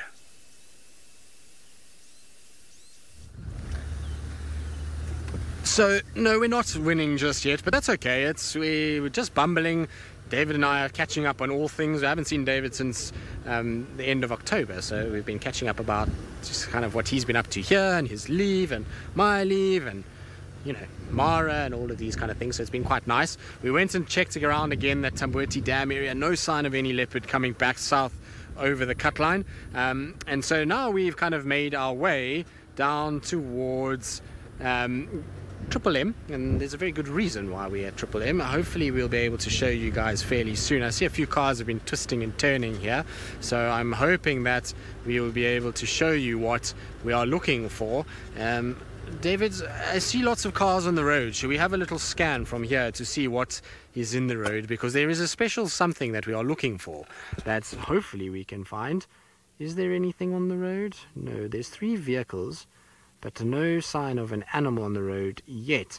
Now, what these 3 vehicles are looking for is something that is in a pack. So that should give it away. Is indeed we are looking for wild doggies that are about to cross over onto our side. Apparently, I got an update during the day today that they were on Simambili and slowly kind of had been heading sort of to the east during the course of the day, and now it sounds like they were very, very close to the sort of to the break, and so we're going to hope that they're going to come out. They might have crossed over already, which would be a bit sad because it would make it a bit tricky to find them. I was hoping to get here with all the cars because that's going to make life a lot easier. As soon as they come over, we can just pick them up and go with them, because now I'm just trying to listen because I'm listening to the sort of updates on the dogs as well, but it sounds like they might have turned and gone back towards Arethusa, but let's just see. We're going to go just kind of slowly meander our way down to this kind of area and see. No news just yet. Anyway, well, careful, dung beetle. We're on a wild dog mission to try and see if we can find anything. But in the meantime, back you go up to the Mara with David. Maybe he'll have some luck with wild dogs of his own. I'm sure he would love to see them up there. Good luck, Tristan, and it's not be a surprise if you get the wild dogs. There's a little pack, or one pack I remember. Not sure the name was Invesic or something like that, Luke. Anyhow, I thought I want to do badding, and I'm not doing badly today. It's a pretty special bird here, and this is the southern ground hornbill. Thank you very much. Thank you, Luke, for reminding me Invesic breakaway. Just like the marsh breakaway, we have a pride of lions here that we call the marsh, and we also have another group that's called the marsh breakaway. And the ground hornbills do not break away from their parents. They remain, or they tend to remain together. There's some of the birds I know stay together with the parents for the longest time possible, because they spend about 3 years with their parents. Will you believe that? 3 years, that's the time they stay with their parents, and they're very special in the sense that they do what we call corporate breeding. And corporate breeding would mean once the males mate, the females lay the eggs, then they hatch. There's be a pair that will be seconded to help raise the chicks. How special is that? And if you look at the red wattle below the neck and below the neck, it will tell you that these ones are fully grown, and any one of them that doesn't have such a bright one, it will be definitely a youngster. Now they'll feed on beetles, and exactly they are definitely enjoying some nice meal there. Snails, they'll also feed on them. Insects of any sort. But they, of all the hornbills I know, these are the largest in size, and they got super strong beaks. And what will happen is, going to go a little closer. With that strong beak, it acts like a chisel, you know, a chisel the way you get a chisel and hammer to dig in something. And talking of a chisel, I mean they have been able, or they've been known to catch tortoises and just breaking the shells from the back with their beaks. You'd imagine, eh? Very strong, and of course to feed on the meat. So basically I would call them omnivores, these birds, and they'll get grasses, insects.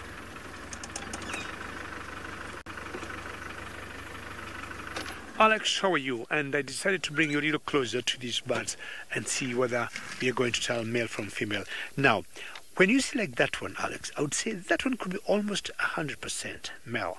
But the females, you have the same color, but at the very base of the beak, there's a little bit of bluish in color. So that's how you tell male from female. The size may not help very much, Alex, but the males will have all red wattle, and the females, they have a little bit of a blue and purplish color at the base of the beaks. Keep watching that. We might be lucky to see the female because you've seen the male, and I'll be trying to get FG, and I'm trying to look for ground hornbill, and that will make us tell the difference. Keep watching that. And yeah, you can see that one now is a youngster, because if you look carefully, she doesn't have very well developed water. It's not very red, so that one is definitely a youngster.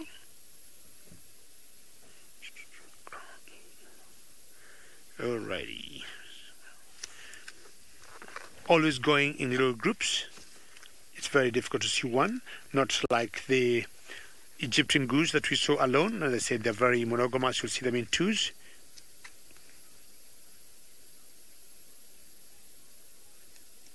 Bright night, these birds could be about 2 feet tall on the ground, and they have a wingspan of about 5-6 feet, you know, or let's say 5 feet when in flight, and about 1.5 feet to 2 from the ground to the head. And if Archie allows me, Alex, and I hope you're still there, Alex, I want to show you the difference between males and females and what I was talking about. Now, if that looks good, Archie. Excellent. Now we're looking at number 2 there, and this is what we call the southern 2B and 2C. So, little bird, how is that? Okay, keep coming close, keep coming close. Okay. Now we're going to look at the female. That's okay. That's all right, Alex. So if you look, Alex, carefully, this water here, right there that I'm touching, there's a bit of blue in that, and that is what a female looks like. There's a bit of blue right there, and this male here doesn't have that bluish color right there, and it's of course slightly bigger one there, but the difference, Alex, will be that little blue there, and also there's a little casque on top there of the bill that the male will have and the female will not have. That's the only way you can tell them the difference. Like a little bit violet blue patch right there, violet blue, and the male right there do not have. That's how you tell the difference between these two particular sexes of the male and the female. Few birds that will always give us challenges here in the bush. Castro, they lay, you're asking how many eggs they lay. They lay anything between 2 to 3 eggs, and with an incubation period of about 50 days. And they face a big challenge, and I'm looking at the IUCN red list. If I may come a little closer to them for one more look before they disappear. One more look right there.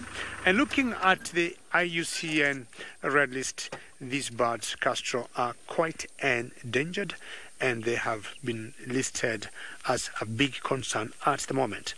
Their biggest concern at the moment is they are losing habitat, and there's a lot of logging going on, and they like using very big, old, very solid trees that are hollow to nest.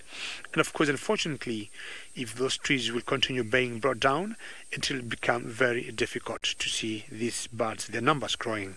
I said earlier, it takes about 3 years for the chicks before they can leave the parents. And now you are wondering whether I could play a call for you, for them, and I will. Don't go anywhere, I will. And, you know, so that becomes quite a concern, and hopefully the government will do something to make sure that that is contained, the logging stops. All right, ground hornbill. Why are you ground hornbill? And this is the southern ground hornbill. Okay, now I hope you're there and you're ready to listen as you keep watching as I play this call for these birds.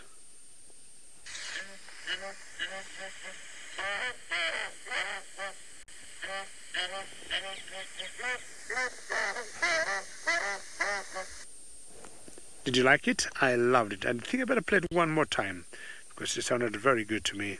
There's no harm playing it one more time.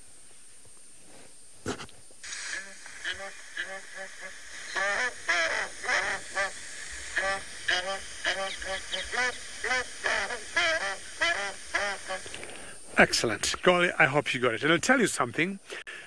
Where I come from in my village, that particular call, and a much heavier one, the particular calls you'd hear from these ground hornbills, and you'd say 110% it is going to rain. 110%. And it would. And anytime I end up in my village, I don't have to see them. But when we hear them calling, maybe mid-afternoon, we are always ready either to look for umbrellas if we are going out. And if we are not, we'll always tell each other, guys, we need to get home early because we might get a storm. And surely, even today, we still get storms. We have sometimes called them our rainbirds or our weather forecast because it's a particular call they make much heavier than what you just had. And once you hear that, it rains elephants and not buffaloes this time, rhinos. All right, time to move on, either to look for something big, as I've been doing, but I think I've been very lucky this day with lots of birds. So I think it was a blessing in disguise because of the rain we had to avoid. I have found their hornbills, and hopefully, as I said, the logging will stop to see the numbers of these birds growing, because they're pretty special bird.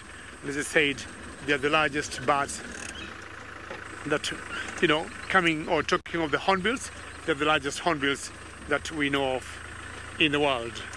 Thank you, hornbills. Have a good day. So you can imagine the chicks staying with the parents for 3 years. That's a very long time, and that would translate, if the numbers are not growing, it becomes quite a challenge.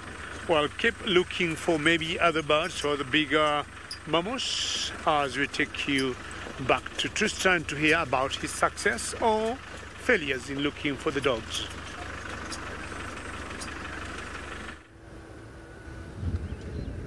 It's a failure so far, David. The information that is being passed around is quite entertaining, actually. It's been thoroughly intriguing to listen to the radio conversation that has gone on about these wild dogs. Some guys are saying that they just saw them on this road and that they went off back towards Arethusa, and they've now run in there. Others are saying that they're resting 2 kilometers from us in Arethusa.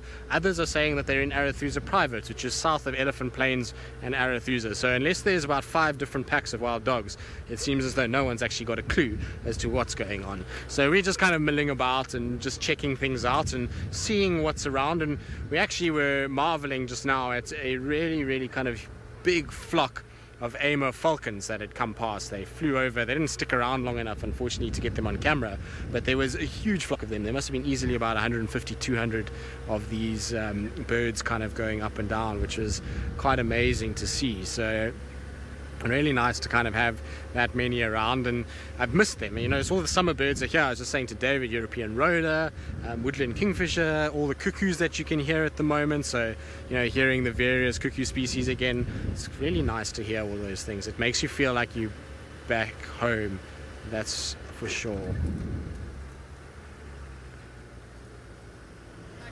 Good luck. Now,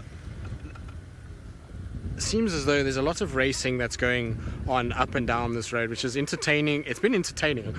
We might not have seen much on this road, other than we've seen a lot of very interesting guiding behavior that has been going up and down, and I've thoroughly enjoyed it because I don't know any of these guides. There's been a massive change in the guiding team in the western side of this area. In fact, I think I only know one out of all of the lodges on this western side, and I used to know probably every single one of them. So it's been quite entertaining just watching the ongoings up here and how there's been racing down and up and down and up, and really kind of interesting to see how things have been going, that's for sure.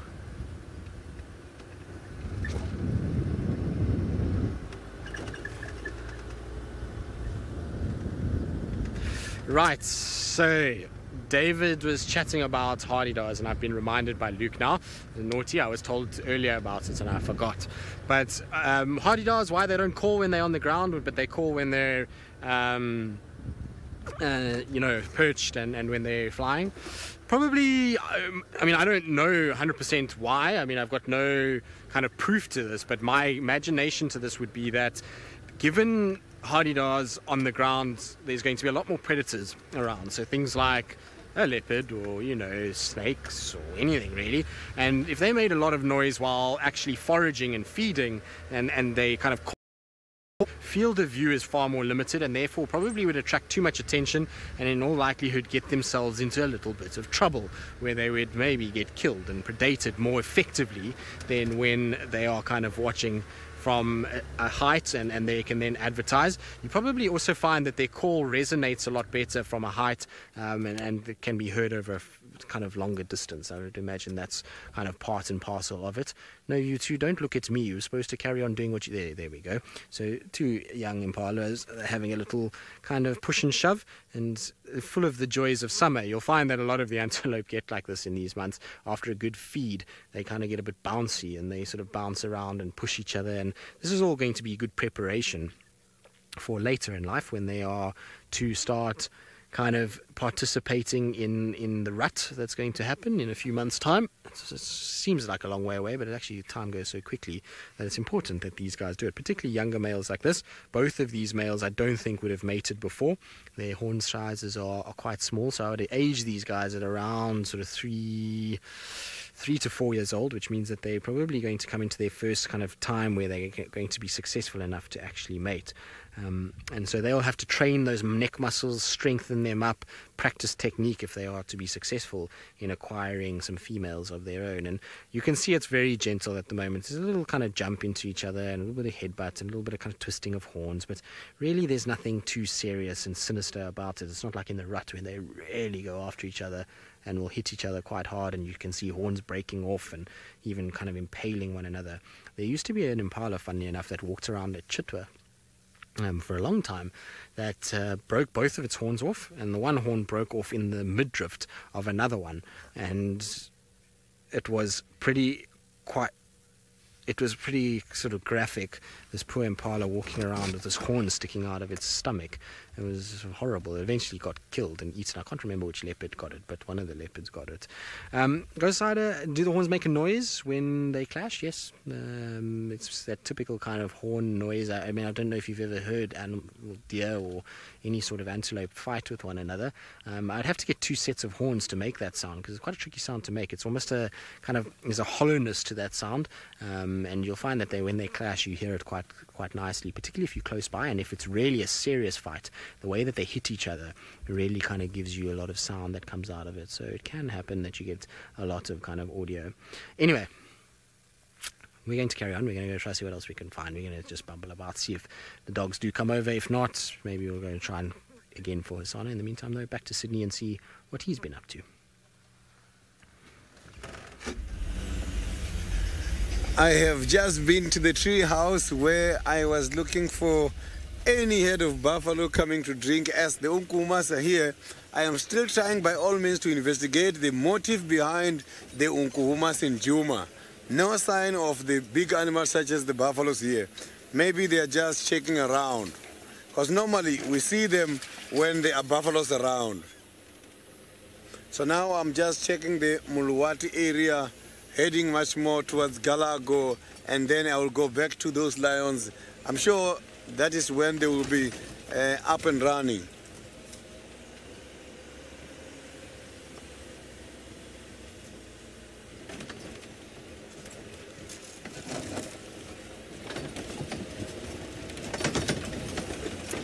So it's so very much quiet here, as if all these animals knows that these lions are somewhere here.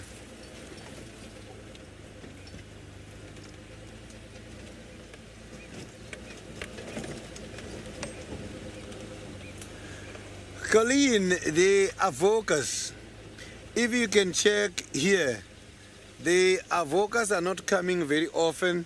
That's the first thing. The second thing is the Mangeni males.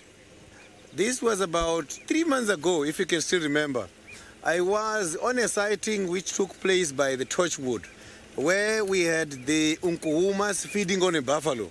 And there was an avoka male who was very much protective against the male, and even trying by all means to charge and growl against the Mangeni male.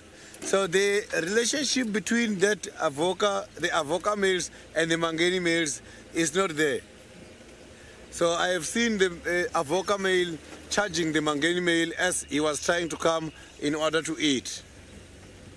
And that we will see a lot when one of these females goes on heat. That is where you are going to see. Maybe it's when the avokas will get rid of the Mangeni males completely.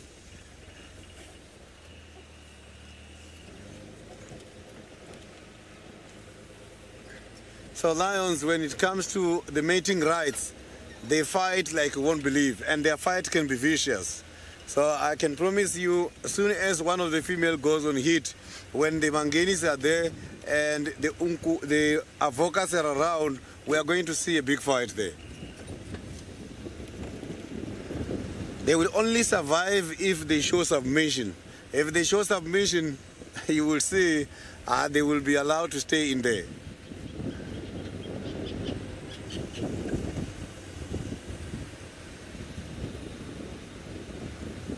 So now let's quickly cross over to David by the Masai Mara.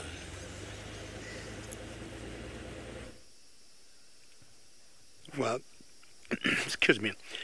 I'm just trying to look at this buffalo here, and unless I would have said it's a buffalo, he looked a very different animal, because look at him and the buffaloes we were watching earlier, and he is full of mud. He got a spa that I would guess he has spent the better part of the day, and his body is all covered by mud, and that is the spa he has been. I saw him from a distance. He came out, stood by his spa, and I said, well, I don't want to interfere. It's so good to be in your spa. And a couple of buffaloes here, maybe 5, 10 of them. And he, to me, could be like the dominant male. What happens with the buffaloes, once they get a little bit old, the females will want them out of the herd, and then they live on their own. Then they form what you would call a bachelor club, or retired males. And also among them, they'll have some kind of hierarchy, and the one that will be top in a particular order is the one that have the right to be in their little spa, and he's covered all by mud. And of course, he'll have all the benefits of being cool during the day when it's very hot, number one. Two, if any insects or any, parasite, for example, on his body, they'll be taken over. Toy part, exactly. I mean, this is a beyond spa day. Not sure because the beginning. Oh, did you see him nod and said yes, it is, and either he wants to go back to the spa, but this is pretty special to see him that muddy. And also, as I was saying, the mud also helps to keep the temperatures down. But above all, we always assume if there be any ticks on his body, they all get suffocated. So the better part of the day when they stay in the mud is definitely to keep cool. And he seems to be, to me, going for a particular occasion, because you don't see any pink. Even the mouth, even the tongue that you normally know it's pink, is all covered by mud. And buffaloes being ruminants, they'll always regurgitate what they had eaten earlier and then re-chew it again and then, swallow. That's exactly what he's doing. Hello, buffalo. I don't know. You have so much mud. I don't think I've seen another buffalo who's carrying so much mud like this.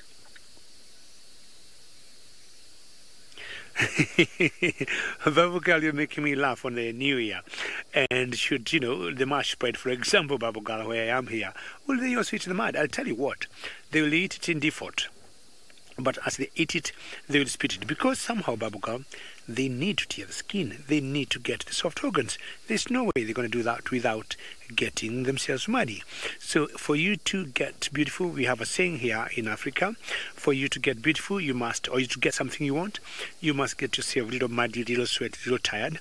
So if the lions will definitely want to eat the meat on this buffalo, they must be ready to get muddy and also taste the mud. But that's a very interesting question, Babugal.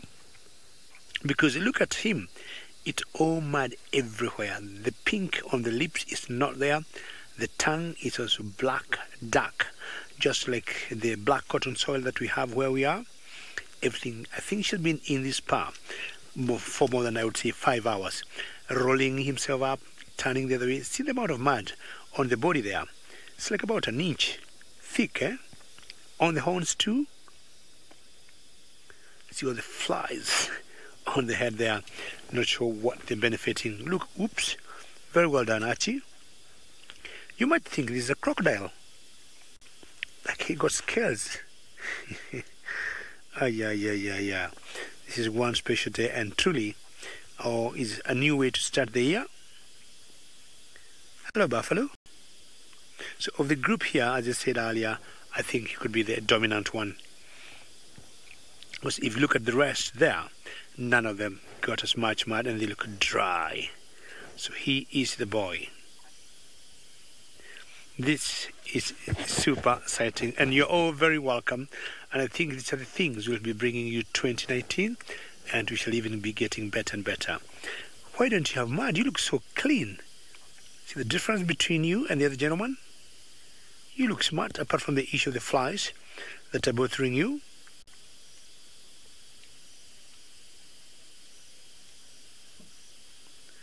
For me, I think, yes, when they're covered with mud, now they would be a bit different.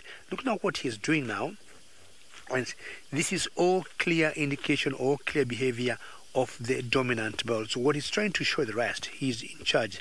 I think you've seen what they call the Zorros. Is it in Spain? When the Zorros go in the ring and they fight each other, you'll always see them first honing the ground. This is exactly what this male is doing, and blowing up in the air and maybe trying to imagining. And when they do this, sometimes they're always not very happy. Let's see if you can hear him getting the grass out.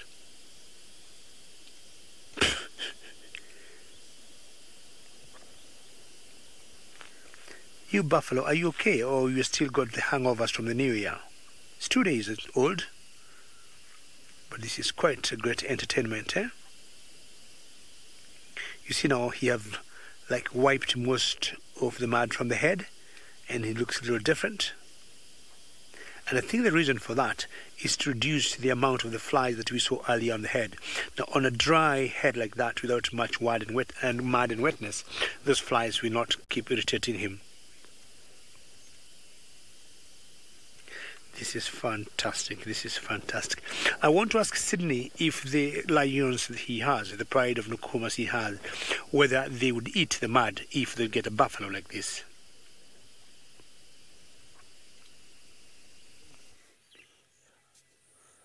So you can see that I am back here at the Unkuhumas, and these Unkuhumas, they are very much pretty relaxed at the moment, and they are up. They are now getting fascinated by the impalas who seems to be coming closer for drinking. Oh, we've got visitors behind us, and we've got some visitors coming to us right now.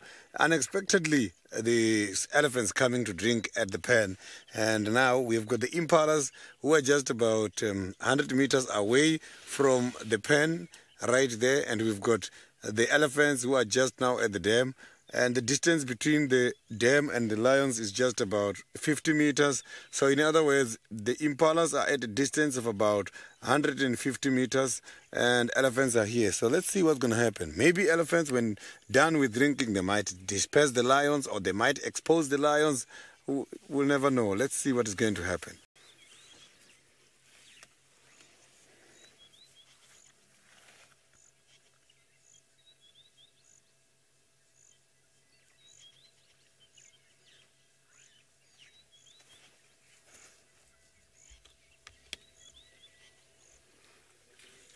So you can see now it's time for the elephants to have something to drink at the moment.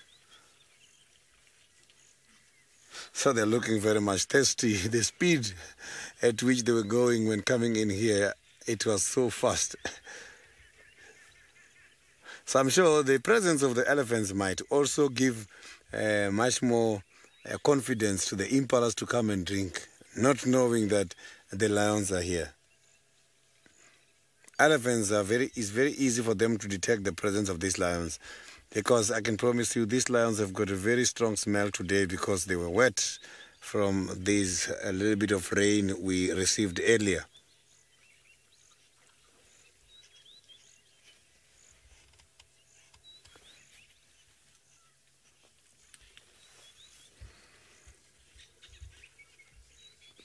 So these animals can be able to drink 150 to 200 liters of water a day. So you can see the elephants, they need quite a lot of water maintenance.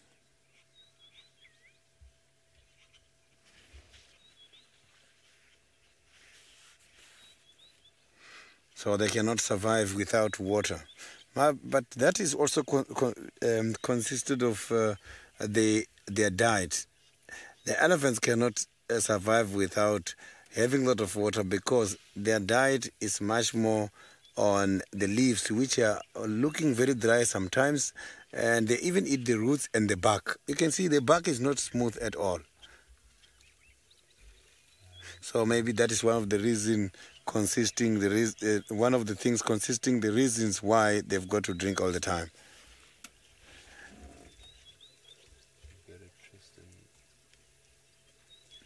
So now let's quickly cross over to Tristan.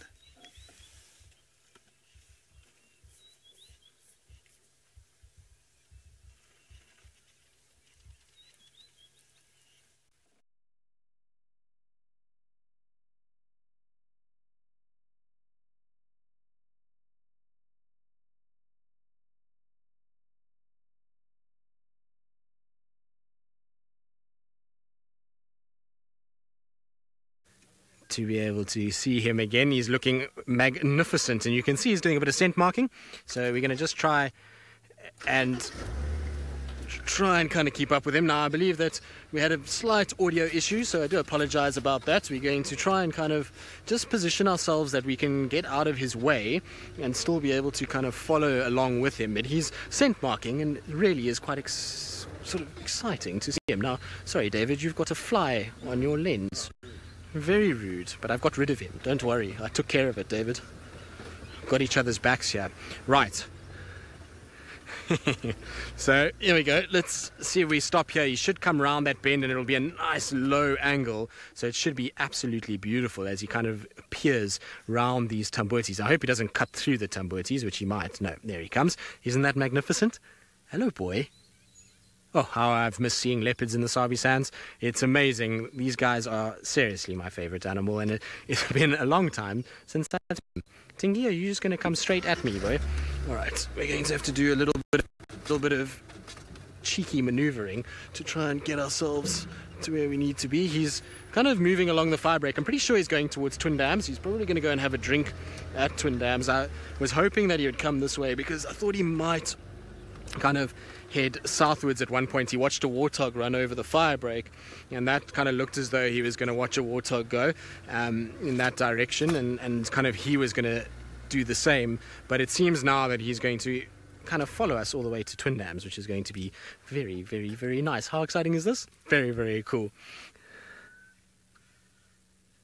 Lynn, indeed, my day is made. It's best way to start the year. First game drive back. Spots is the only way that it could have been. I would have driven probably extra overtime if we hadn't found one, just so that I could see one. And like I say, it's such a special thing to be able to see leopards. I thoroughly have missed them. And Tingy looks absolutely amazing. You know, it's kind of consider what he was looking like this time last year.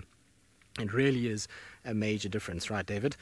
Let's keep up our reversing game and see if we can just keep kind of with him as he goes. It's always a nice thing to do with a leopard, is to try and get quite far in front and then just watch him amble off towards you and be able to see his face, because the other problem is there's quite another number of vehicles. So there's two other vehicles that are with us, and they're going to be watching his bum and his tail most of the time. So it's nice to stay in front because it allows us a much clearer view of him as he goes. So very cool. Joy, you say you're impressed with the reversing skills. Well, I don't think you should be, because I've hit about 10 trees. Poor David is ducking and diving in the back there. He's not going to only have an injured wrist. He's going to get clobbered on the back of the head shortly if it keeps going the way it's going. But it's one thing you learn quickly as a guide is to be able to reverse. Now, of course, he would stop right behind the bush. Sorry, David. Let's just go forward slightly.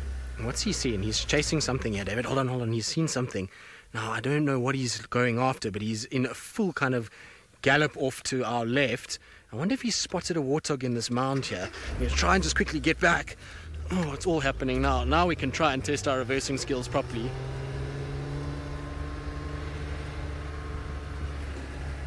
You see him, David? No, I also can't see him. Warthog running behind us, apparently. So we're just going to turn in here quickly and just see if I can see where he went. He went after some warthogs. There was warthogs that kind of bolted behind us, and he was running after them. So the last time I saw him was coming across here. Oh, where have you gone, Tingy? The problem is that this is not a friendly area at all. And I would imagine he was still going to go after those warthogs, unless he got one to go into the mound and he's just stuck at the mound. I don't see him at all in any of this. But he's obviously hungry. I mean, you can see that he's looking like he wants food. Now I'm just stopping just to see. There he is. He's right in front of us here. He's coming back towards our side. So he obviously missed, unfortunately. Seems as though he kind of just saw warthogs and tried to sort of run after them. And I think what he was hoping is maybe there was piglets that were going to run back towards the mound and kind of go in a mound, and he can then dig them out. But they seem to have bolted, and you can see now he's kind of coming back the way he's just run, as if to go and check the mound that they were going into. And I wonder if, like I say, in that mound there isn't a little piglet or something that is there. Hello, boy. I suppose he could do with a meal. He doesn't look, I mean, he's not excessively thin by any stretch of the imagination, but he could do with a little warthog dinner. Oh, hello, Tingy. It doesn't get better than that when you get a leopard walking right past your car. It's absolutely wonderful. Right, what we're going to do is I'm going to just try and get round. Is he still behind us, David? He's still behind us, apparently. David says he's right behind us. Oh, yes, he is right behind us, David. You were correct. We would have reversed over him if we had gone backwards. That would have been very bad. Luckily we didn't reverse over him, and so all is good. And while we kind of reposition and try and see if he goes back towards that termite mound, let's send you back across to Sydney, who's still with some ellies. You can see now that the elephants are just about to approach the thick bushes. They're done with drinking at the moment, and this is going to be the disappearance of this beautiful elephant sighting. Look, the little one is trying to exercise some powers by trying to lead there, and well protected in the middle. Can you hear some of the francolins are calling?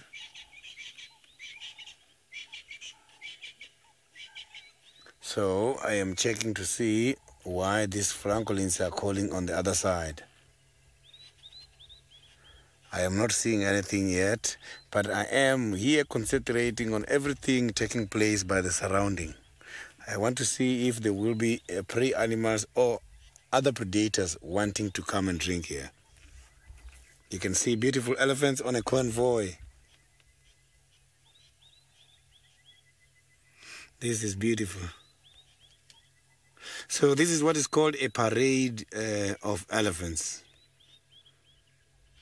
So a group of elephants, we call it a head, is also called a parade.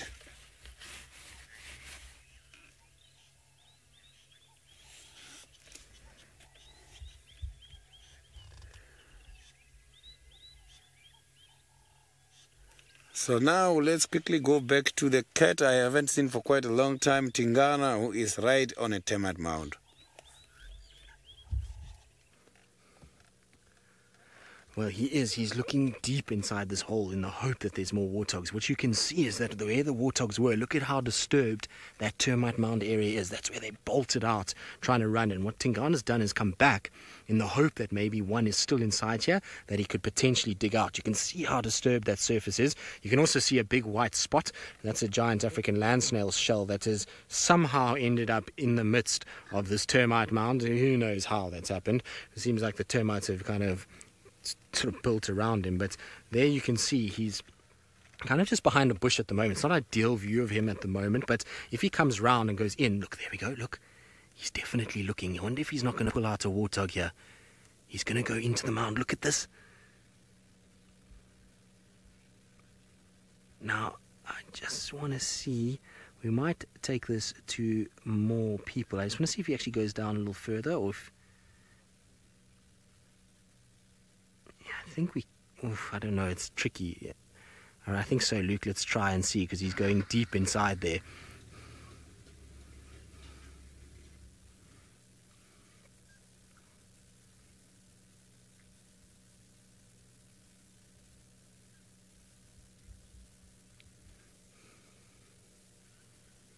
Well, good afternoon, everybody, and welcome to South Africa. As you can see, there's a tail that's sticking out of a hole in a mound, and it's a very exciting tail because, well, it's a leopard's tail, and that leopard has just gone down a mound and is looking for warthogs. We saw some warthogs run from here, and we think there might still be a warthog inside there. My name is Tristan. On camera, I've got David this afternoon, and we are coming to you live from South Africa. So remember, you can ask any questions that you have. You can just post them in the comment section below, and we'll try and get through as many as possible.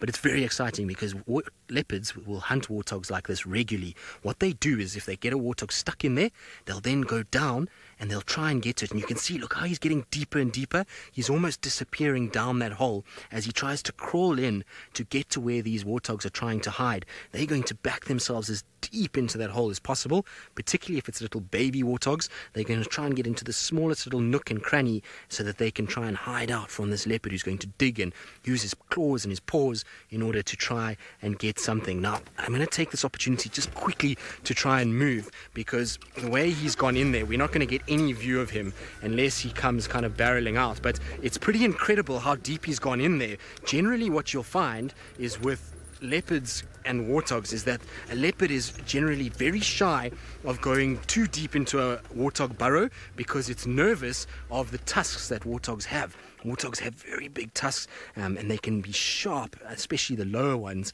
and they can then do a lot of damage to a leopard, and so a leopard has to be very careful. But I'm amazed that he has gone as far down as he is now. I can't see him at all. I mean, you guys also can't see him at home, but even from here, the angle that I've got, I can't even see his tail, which means he must be deep, deep, deep inside there, and we'll hear if he gets hold of one, because unfortunately warthogs do make a lot of a sort of noise and they scream when they get picked up by a leopard, and so if that does happen and you are squeamish, it's probably a good thing to probably look away. But I do warn you that it will be very noisy if he does get hold of one. Even a little piglet itself, it's going to make a lot of noise if it gets caught, unfortunately. But what you can see from this edging of this mound is that probably what was happening is these warthogs had been out during the course of the day, they'd eaten, and now it's starting to get to that sunset time here in South Africa, and they've probably gone towards this sort of mound where they're sleeping, and they're using this as a place to rest. Oh, there he comes. Was there nothing inside? Obviously there were no warthogs left, but how he's turned around inside there is absolutely amazing. It's ridiculous. He went in the opposite way around and kind of came back out. Tingana, what are you doing?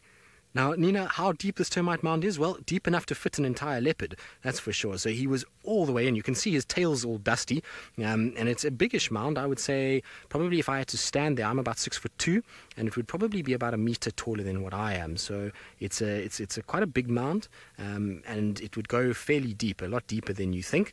And it's, I mean, like I say, if you can get a whole adult male leopard down there, it's a fairly kind of deep mound. Now he still looks as though he wants to get in. You can see he's salivating a little bit as well. Now that will also be because he's just expended energy. He tried to chase after the warthogs. He's gone into the mound itself, probably very hot inside there, which is causing him to pant quite excessively, and that panting is going to cause a bit of saliva to form. But it's funny because his tail is completely dusty. If you look on his spots and his rosettes, you can see all the dust from where he obviously was trying to turn and scraped his tail against the side of the termite mound. But I don't think there's anything inside there. We would have heard something.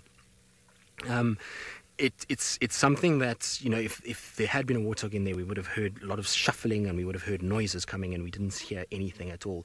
Now, Elaine, you say you've never heard of leopards doing this. Well, leopards actually do this quite regularly, particularly big male leopards. So what you'll find is that they know that if they can get a warthog inside here, particularly baby warthogs who haven't developed tusks yet, well, they can't go anywhere, and so it makes it a much easier way for them to get down and get them. And this time of the year, there's a lot of baby warthogs that have been born over the course of the last few months, and so that's what they're aiming for. A big adult male warthog or an adult female, that's quite dangerous, and you'll find that they don't really like to go too far in. But if he saw a little baby go in there, well, that's why he's now gone all the way in to try and do it. And it's not often that you actually see them disappear completely. Generally, they just kind of stick their nose in for a little bit and sniff about and try and kind of listen. But sometimes you'll find that they go in all the way. Here we go. Now, he must hear something in there. Maybe there is a little baby that is inside there that he's trying to get to. But look at that. Now, sometimes what you'll see is they actually start to dig. They use their claws and they'll scrape and kind of try and excavate out to get inside. Now, Casey, you say he's beautiful. Well, he is. He's an incredible example of a male leopard. He is a huge, big male, big dewlap and head. And he's kind of at the sort of latter end of his life. He's a sort of 12-year-old male. Well, we think roughly around 12 years old. We don't know for sure because he wasn't born in this area. But we think roughly around that age. And so that's getting on for a male. And this time last year, he was actually not looking good at all. He was very sick. He was thin, emaciated, and he looked as though he was on his last kind of legs.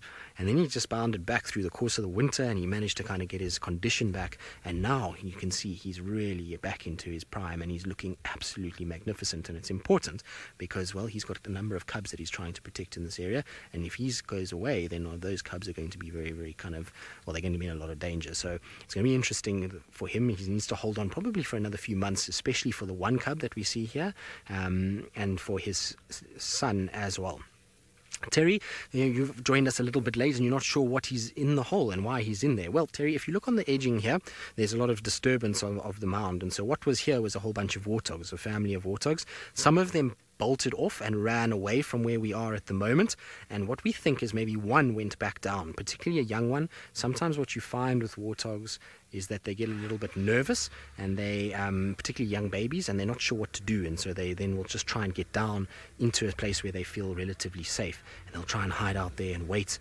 And so what he's probably done is he's either seen one go there, or we can hear something moving inside there, and he's now gone in to try and investigate and to try and scrape and to try and look and to try and listen and try and kind of get his claws into a warthog.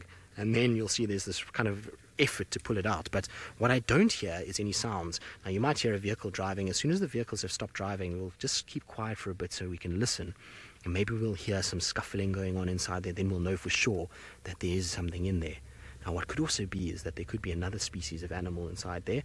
Sometimes warthogs will share their burrows with others, particularly something like a porcupine. Sometimes it's possible to see the two of them in the same burrow together, and so maybe there's a porcupine or something like that that's also inside at the moment. But we'll just wait and we'll just be patient. I'm amazed that he's gone all the way in like that. It's very uncommon to see a leopard disappearing completely. So, no, I don't think so. And the reason why, sorry, there is a bar in the way there, this is because it's been a bit rainy during the course of today, and so we've had to got our rain roof on to protect the camera. But if there had been a burrow earlier when he went down the first time, he would have emerged from maybe somewhere else and kind of stood up on that side, whereas he kind of came back out and he sort of turned around within the mound and came back. Also, we were on the other side of the mound initially when we first saw him running after the warthogs, and there's no noticeable hole that's big enough for a leopard to crawl out of. So I'm pretty sure he's going to come out of this hole once again. He might just be trying to get himself as deep in there as possible, and who knows, maybe he's cornered something inside there and he's going to shortly kind of try and grab it, or he's going to be patient enough to sit and wait and hope that that piglet panics so much that it tries to then run out and he can grab it. But that's the kind of idea behind his hunting tactic, and it's almost like, you know, fish in a barrel syndrome. He's kind of, if he's got something cornered like this, it's now just a patience game. Eventually that warthog is going to panic and try and come out. And what often happens with leopard is they will come out and they'll actually sit on top of the mound, and they sit there, and then the warthog thinks they're gone, and as the warthog comes down, they just leap down on top of them and grab them. Now, Trish, what will happen if the mom comes back, the mother warthog?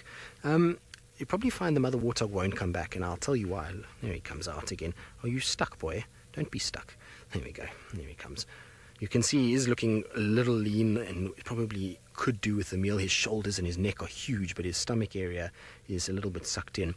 Trish, you'll probably find this female warthog won't come back. If it can smell that leopard, it's going to try and stay away, because if it's got the other young ones, those young ones are going to follow it, and it's going to risk them, and it's going to make them, well, they'll be in a lot of danger, and they might then get caught. So what you'll find is she'll probably be watching from afar, and she'll wait until kind of it moves away.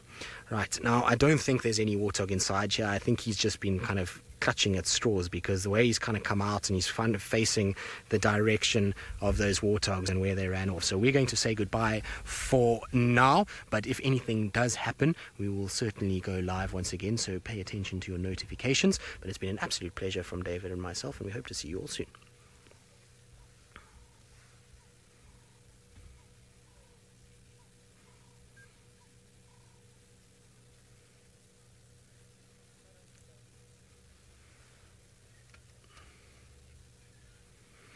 Wow, how amazing is this? I mean, he's gone completely submerged in there. He's a diving cat today, and I'm not sure I would want to go down into a termite mound like that and kind of go through. I mean, we've sent Ronald inside one of these, and that was creepy enough. I wouldn't want to go head first down into a termite mound hole, particularly where there's evidence of warthogs. It seems like a foolish move in many respects, but we don't know what Tingana saw. We only just saw a flash of warthogs running behind us as he ran this way. So, like I say, there could be a small baby inside there. There could be a mongoose. There could be anything that's catching his attention. It's why he's kind of sitting here and really sort of taking time to focus on what's going on. But isn't he magnificent? I couldn't have asked for a better way to have started a working cycle back at Djuma. It's exactly what I wanted, was a leopard, and to have an active leopard is even better. So it's been tremendous to kind of spend time with him again. And like I say, I mean, he looks good. His muscle structure is good. He's a little bit on the thinner side, but he'll find a good meal soon, I'm sure. Trish has an excellent time to go get the snail shell for the tent. In fact, I'm going to ask Tingana just to get it for us. He's got the tools to be able to dig that out for me and to be able to go, there he goes again. Off he goes. Are you going to disappear once again? Now you see, look, he's digging, look. So there is something in there. I think he's digging to try and make a bit of space to get in there. Sometimes you'll find porcupines go in here and they just turn and they've got their spines kind of facing him, and so he's trying to dig a little bit to maybe make a bit more room to see if he can get in there. So I think there must be something inside here. He just can't get to it at this stage. Isn't that incredible though? Absolutely amazing. He is disappearing inside of a termite mound. That is so cool. Now, like you say, you imagine now, this is the thing about walking around in the bush, because if you were on bushwalk, let's say, and you tracked Tingana to this termite mound, you would think, well, maybe he's walked off the termite mound. Little would you know that he's actually inside, and it gives just to show you just how careful you've got to be when you walk around termite mounds. I remember having a tracker when I first started who gave me an absolute kind of lesson, I would say. He shouted at me because I walked up to the sort of opening of a termite mound, and he told me, you never ever do that. If you're going to walk on a termite mound, you always try and walk in a circle around it, and then you always walk from behind the hole up onto the top if you can't see anything from there and you want to see the top of the mound and just scan around. So you never just go straight up to a termite mound, because you never know what's lying on the other side, and on top of it, what's going to be inside the mound itself that could come bursting out. And he wasn't so sort of scared of leopard, he was more scared of warthog and particularly black mambas that often use termite mounds as well. So he gave me an absolute bollocking about it and kind of just told me, you don't do that at all, and you know this is how you do it. And so it's always good to spend time with very experienced trackers, because they'll teach you all these little things. And like I say, I mean, you would never know there's a leopard here. You could drive past this termite mound right now and you would have absolutely zero idea that a leopard has been sitting here, and you would think that there's nothing at all in the world going on. But meanwhile, there is a big male leopard hidden inside there, which is absolutely incredible.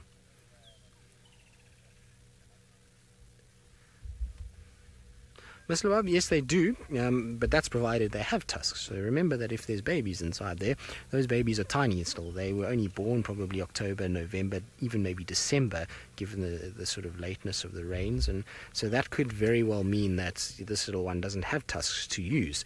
And so even if it goes backwards, it's not going to be as dangerous as an adult going backwards. But yes, warthogs do reverse, but sometimes what you'll find is a warthog in a panic might run inside there to try and just get out of the way of a leopard and doesn't actually reverse properly. But you never know kind of what's going on. The fact of the matter is Tingana is able to turn inside there, so whatever the size of the cavity inside there, it's big enough for him to completely twist his body back on itself and come out. So there's a fair bit of working room inside there, and so even if it kind of ran in face first there, I suppose they can twist and turn depending on the size of the warthog. But I can't hear anything. Normally when you get this situation and there's lots of digging going on, you can actually hear the grunting and the shuffling of warthogs, and porcupines will rattle their quills, and so you can hear kind of what's going on, but it's absolutely dead silent inside there. Well, I certainly can't hear anything. I'll try and just stop for a little bit and just have a little listen.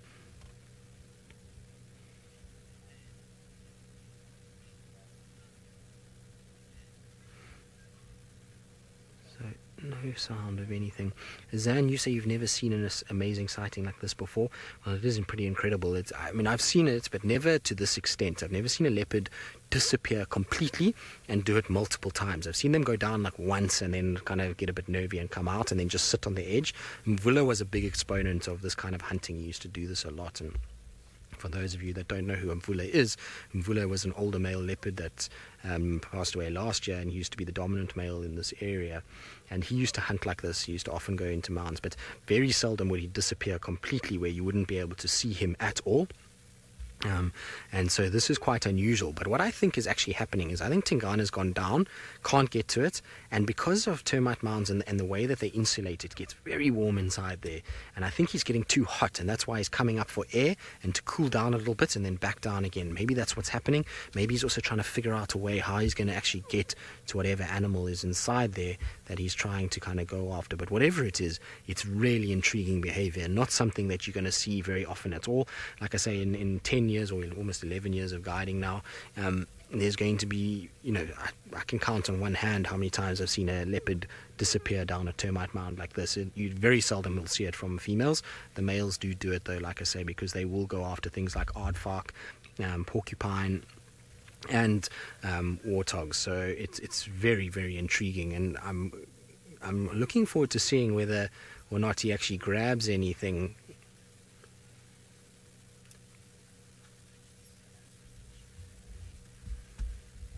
So MWYM, termite mounds essentially are made of three things. They are made of soil particles that are excavated by the termites themselves. Those particles are then mixed with saliva and feces of the termites, and that then creates a almost sort of rock hard kind of solution that then gets packed on it, and that then dries with the sun and it becomes incredibly hard. So an elephant will stand on top of that, no problem, and it won't break. You'll get crumbling, and you'll get, because of the nature of the particles of soil. No, millipede, you're not allowed to do that. There's a millipede pooing on my dashboard. Look here, how rude is that? Look at it's pooing on my dashboard. That is not acceptable. Millipede, just because there's a leopard that's stealing the show, you may not poo on my dashboard. Now it's kind of stopped mid-poo. It's now thinking to itself, what am I going to do? They've caught me. I'm on camera mid-poo. This is awkward. A little baby millipede as well, so not acceptable at all, is it? I don't think so. I think it's very rude if they do that. But so what we were saying earlier, there he comes again. Still nothing in his jaws. Tingy, you can see he's struggling to get out, so it's obviously quite tight in there. And you can see, look at how he's panting now when he comes out. I think it's very hot for him in there, and that's why he's kind of coming up just for a bit of air and just to try and kind of get that core body temperature down again. Lots and lots of panting to try and just kind of get everything sorted. Right, well, we're going to sit here for a while. We're going to see what Tingy gets up to. Hopefully he's going to find a meal down this hole eventually. And while we do that, let's send you back across to Sydney and the Nkuhuma Pride and see if they've woken up.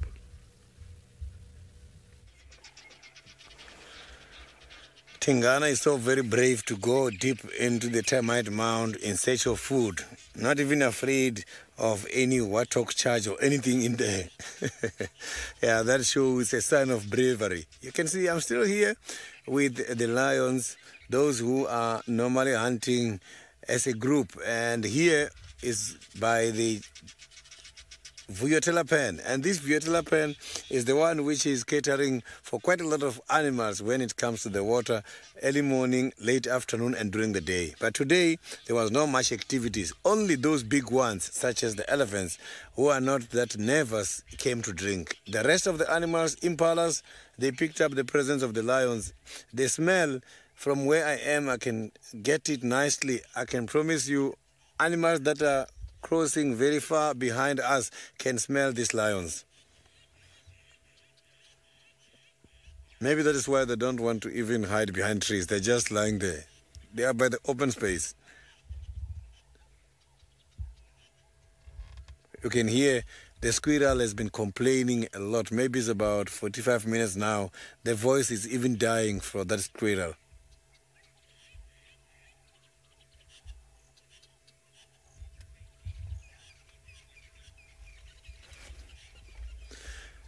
Casey, when talking about approximately 18 hours, the Nkuhuma is showing you that is true. Lions can sleep long hours. They are so lazy. I saw 2 females just urinating while sleeping and even pouring urine on the other members. So you can see that these animals are so lazy during the day.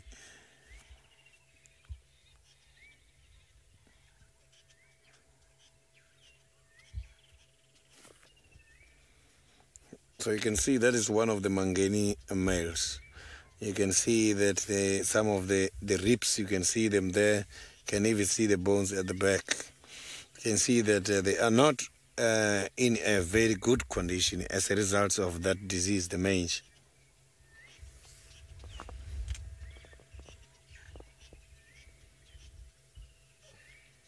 So look at how the Nkuhumas are looking. They look very much healthy. So it's very much easy to distinguish between these two if you are a regular viewer. But to the new viewers, I'm sure it's difficult because they never saw the Mangeni or the Unkuhumas before. They're just seeing them as part of the Unkuhumas.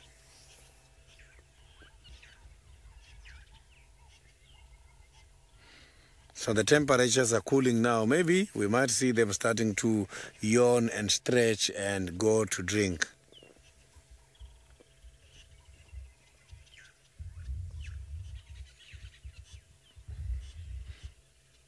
So that is the first one, which is showing the movement at the moment.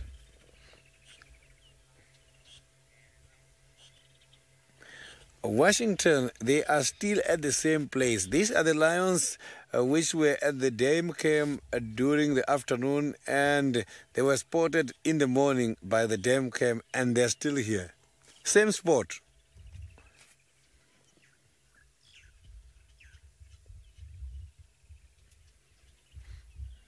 I was checking the tracks earlier here. They did not even go and drink unless they went here on top of the grasses, but I'm not seeing any clear tracks showing that they woke up earlier and went to the water hole.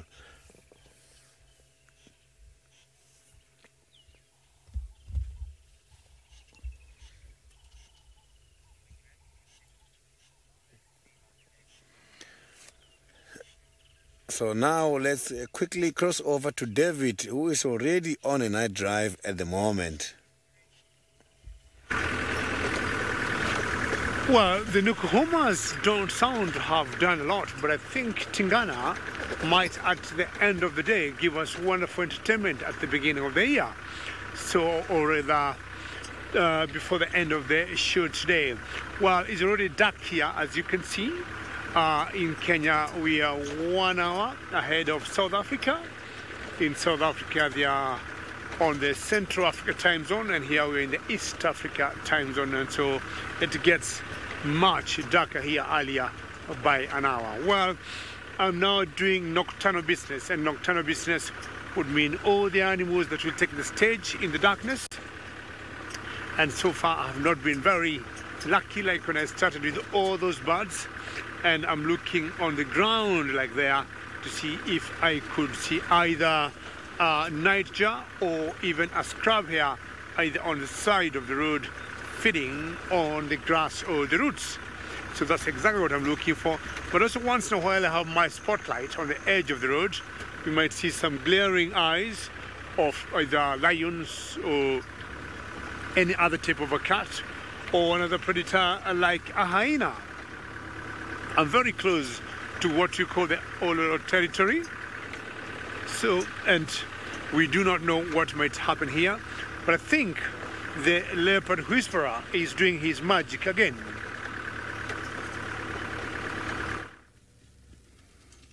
Indeed, because we've now got Tandi on the scene. It's so cool. How's this? We've got two leopards, which is amazing. So Tandi's now talking to Tingana. He's watching her. Hello, girl. Oh, I'm glad to see you. It's been so long since I've seen you. You're looking very good. Listen to her talking to him. So those soft contact calls are just to tell him I'm not a threat. And there she's just doing a bit of chuffing. Now it's going to be interesting to see if he follows her or what she does. Now she's moving off and she's talking and she's actually trotting now. I wonder if Tingana's going to follow her, and I wonder if Klalamba is not around as well, because she's chuffing quite a bit. And here he comes. What will be interesting also is that she should theoretically, so a while ago I thought that she might be pregnant. She had this kind of swell on her belly that was really odd, and it looked almost like she was pregnant, but obviously time has passed now and it can't be the case. So I suppose she's got to come into an estrus cycle at some point, which would be intriguing if that's what's happening, because she kind of chuffed and then went trotting off in a very kind of flirtatious manner, which I suppose is sometimes the way that they do these things. Now she's running behind us at the moment, quite a long way, so Tingana's going to sniff. Let's just try and catch up with Tandi, because he'll keep up with her. So I'm just going to reverse quickly and try and just see. I'm going to have to go over a big tree quickly. I don't know why she would be running otherwise. I mean, she knows who Tingana is. Obviously, she's mated with him a number of times, come across him many times, and we've seen the two of them together quite regularly, but she's just kind of bolted off quite quickly, and she ran sort of away from him. And I wonder if it's not because I suppose Klalamba could be here as well, and she's just a bit kind of nervous. This is so cool though. Where did she go? There she is there. I can see there's a hyena there as well. That's why she's run off, is because there's a hyena as well now. So we've got 2 leopards and a hyena that's coming through. So Tingana's behind us. Now where did she go? There's the hyena there. I don't see her anymore. So I'm just trying to spot where she's gone. But she ran off this direction, and then Tingana's got his nose down, kind of moving this way as well. There goes the hyena disappearing into the thicket. Thandi, where are you? Oh, she can be elusive when she wants to be.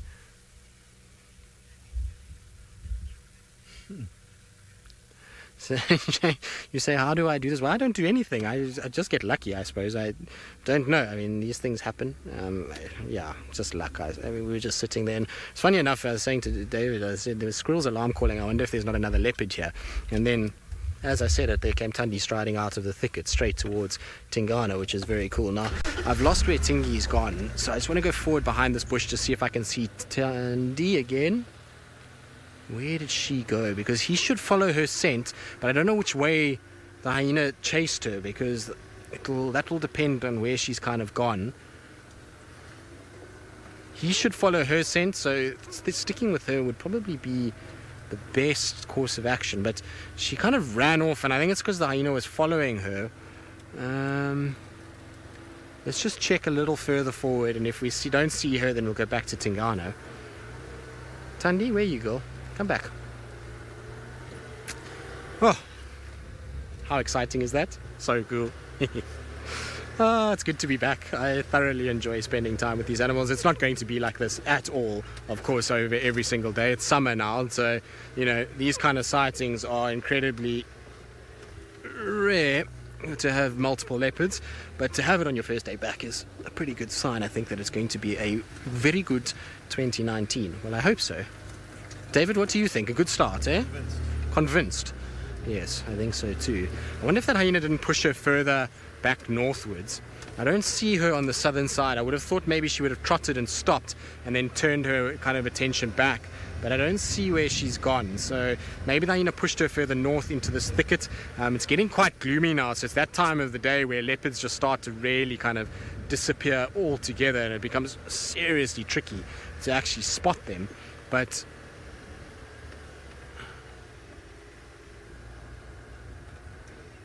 no, there's always, you know, risk when it comes to male leopards and cubs, but you know, we've seen Tingana so many times with Thandi and Klalamba that I really doubt that there's going to be too much of a problem that's going to take place. I mean, you're never 100% certain with any animal, let's get that right, but I would be shocked if he went after her. I mean, I've seen the two of them nose to nose before, kind of sniffing about, so, you know, that to me indicates that he's generally kind of quite all right with Klalamba. And I'll just come to this other vehicle, because this is the last place we saw Tingana. Now the hyena's even gone down into the mound and is having a little look around. I don't know where Tingana went though. I hope he's not down there, because that's not going to be very pleasant at all. But look at that. So there goes hyena. Now I can't see. It's definitely got swollen mammary glands. So is it pretty? It's definitely not corky or pretty.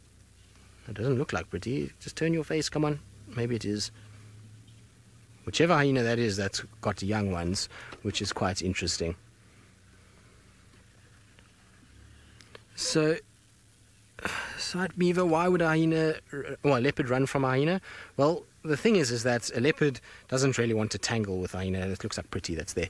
It doesn't want to tangle with a hyena because a hyena's got much stronger jaws and has got a serious amount of bite force. And so tangling with a hyena is only going to result in getting a nasty bite and probably a very nasty wound, which to a leopard can be almost fatal. You know, remember that they don't have a pride like the Nkuhumas, where they can rely on one another to help each other out and to be able to try and kind of figure out what's going on and be able to sort of look after that one while it's injured or sick. And so they have to be able to try and kind of hunt for themselves. And so fighting with hyenas just is a silly idea.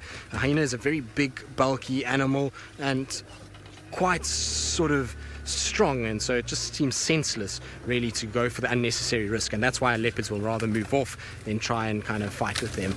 All right, let's try and find them. While we try and find these two leopards and where they've gone, let's send you back across to Sydney with the Niconico pride that's far more stationary, thankfully for him. So you can see that now the lions are starting to move. Oh, look at that one doing the flamenco. So that is to gramise. It's taking the information from the air particles to the roof of the mouth, where there is a special organ called the Jacobson organ. And then information will be transferred to the olfactory nerve, which is connected to the brain called hypothalamus. Hypothalamus will then inform this lion about the age of the one who marked there, the aggressive status and the reproductive status. This is all part of what is called olfactory communication. It's a communication which takes place from the secretion of various skin glands, including urine and droppings. So you can see they're all now doing the grimace because they're using some of their facial glands to mark against that tree there.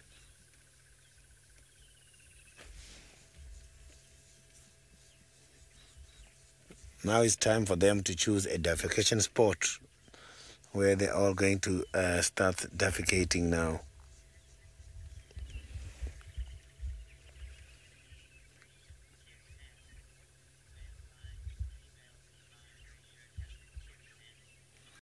So here, when checking, because of the competition, there is you find one dominant male in charge of about 5-6 females. But the number of ratio is determined by competition. If competition is not too much, you find one male in charge of quite a lot of females. Sometimes can even be less.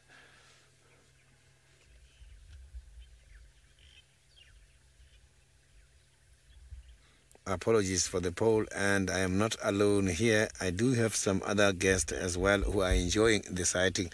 I'm going to have to reposition now and see if we can have a better sighting. As I can see that now they are moving much more towards this side.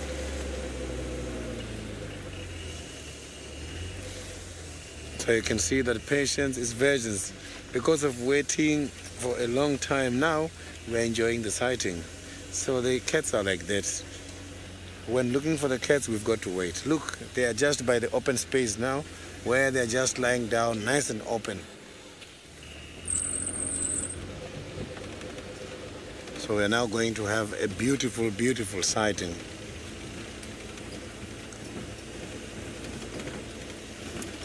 They are right at a very big, big open space. And this is amazing.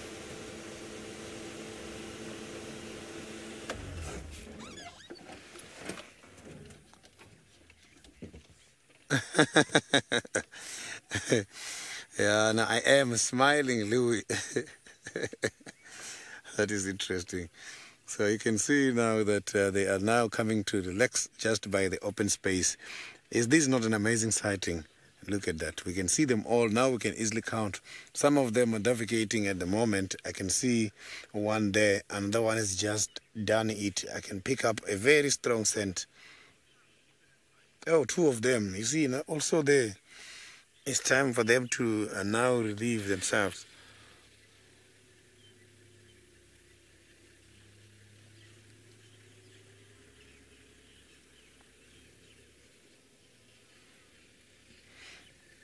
So you can see that the Unkuhumas are not here. If they're not here, then it's a sign that the females, they are not yet on a hit. Soon as they become active, you will see they'll come here.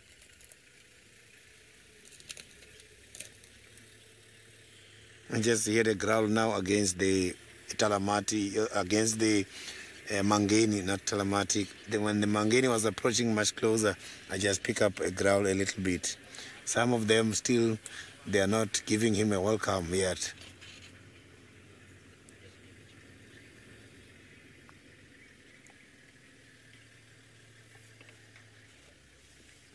can see there's a big difference between this Mangeni and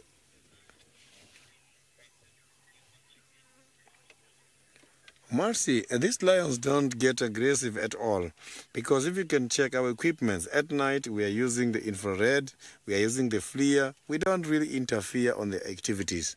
And during the day, remember, this kind of animals, when seeing us in the vehicle, they consider us as one object. They see us and the vehicle as the same thing.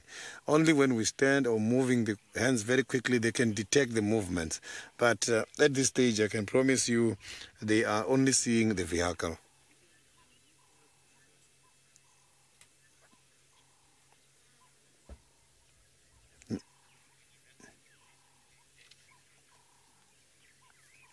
So now let's quickly cross over to the Masai Mara, where David Gatamba Gitu is witnessing a hippo out of the water.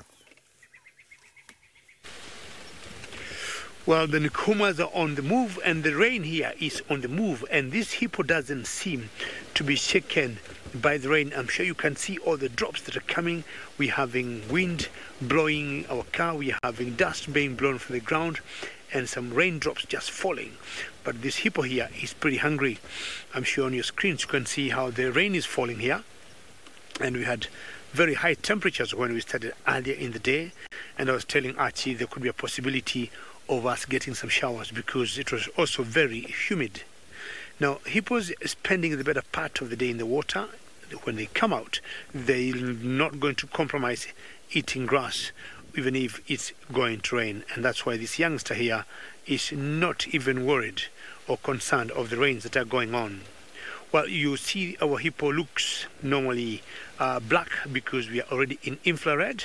As I said earlier, in Kenya we are 1 hour ahead of South Africa, and this, hello there, this is not the typical colors that you know of hippopotamus, how they look. Remember, our drive is always very interactive. Straw hat, you say, such glorious rain. I wish you could get a straw hat or some umbrella of some sort, because it's such a blessing for us to get the rains. We have had 3 weeks previously of very heavy rains, and they just stopped. This is going to be the second week without rain, but I think they're just coming back, and it seems they're getting heavy and heavy.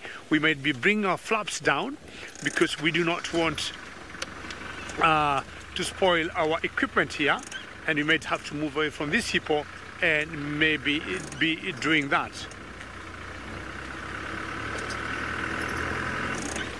Jack, it's not unusual to see hippo out of the water, but now, because it has cooled off, and you know, hippos do not have sweat gland like most animals, where when they're out in the sun they can easily regulate their body temperatures. When they get rained, when they get the heat or the sun, it's very easy for them to get the sunburn, which would very easily kill them. So they have to remain in the water for the rest of the day. But once it cools off, sunset goes, then that's when they come out, like now. And that particular one, and of course many others, may stay out the whole night feeding, and come early morning, 5, 6 o'clock, they'll be heading back to the water.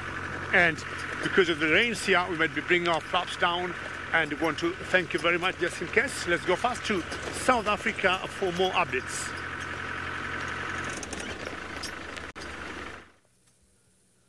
Well, good luck to David. Those Mara rainstorms are always quite something, and to negotiate them is not easy. So we've managed to kind of catch up with Tingana. No sign of Thandi. One of the other vehicles said they saw her running south towards Gari Main, so we're right on the southern boundary at the moment. And we haven't seen her kind of come back. We can't hear her calling anymore, and he's not calling at all. So Tingana's not sawing or chuffing or anything like that. There's a few hyenas that are milling around on either side, and so he's just kind of up and is quite alert and sort of watching. I'm trying to keep an eye out kind of all around us, but we're in quite a dense, thick area, so it's going to be very tricky in this light to see a leopard coming. You'll only find a leopard kind of emerging from this thicket very close to us, and so that's probably what, if Thandi does return, it would be really kind of last minute that we would probably see her. I don't think we're going to kind of see her coming from a long way away, and the hyenas are milling around quite a bit. So like I said, it looked like Pretty, that was up on the mound itself, and I've seen what looks like two of them that are around, so maybe Corky might be with her, I'm not sure, but they're kind of around at the moment and sort of just doing circles, and I wonder if it's because maybe they've obviously scented Tundi this way, and they've scented now Tingana, and Tingana going in and out of that mound. Maybe they think that there might be a kill here, and they're just kind of circling around trying to pick up any sort of scent, and that's why Tingana is quite alert and awake. Paula, I don't think so. Here comes the hyena. That's why he's growling at the hyena. What are you wanting? Tingy's not very happy with you. Are you going to come past? Hello. Can you hear him snarling? Now you can see he just gives way, so he's not being aggressive towards the hyena. The hyena's not too aggressive to him. He's just kind of might go up the tree. Just watch there, Dave. No, the hyena. If the hyena had taken 2 more steps, I think he would have gone straight up of that marula. I'm just going to go back for David because it's not very easy for him at the moment. Now, what was my train of thought there, David? What were we talking about before the hyena arrived? I can't even remember now. If something had died in the hole. Here we go. He's going to go up. There he goes. So, unfortunately, we were trying to move to get into a better position. Ow. Nothing like a monkey orange to the side of the leg. But, Paula, I think if something had died, we would have probably smelt it.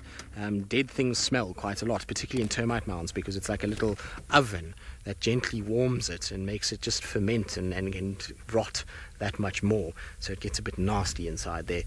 So I would have thought we would have smelt it. Secondly, I'm pretty sure that Tundi was actually following Tingana into this area via alarm calls and things like that, because somebody else heard some impalas alarm calling when he first crossed out of Torchwood into Djuma, and I think that was Tundi just following his scent this way, which could mean that she's just checking on who's around, or it could be that maybe she's coming into an estrus cycle and that she's actively searching for him. Remember, that's what they do when they start coming into estrus cycles, is they will actively start searching for a male, particularly if a male has been vocal or he's scent marking.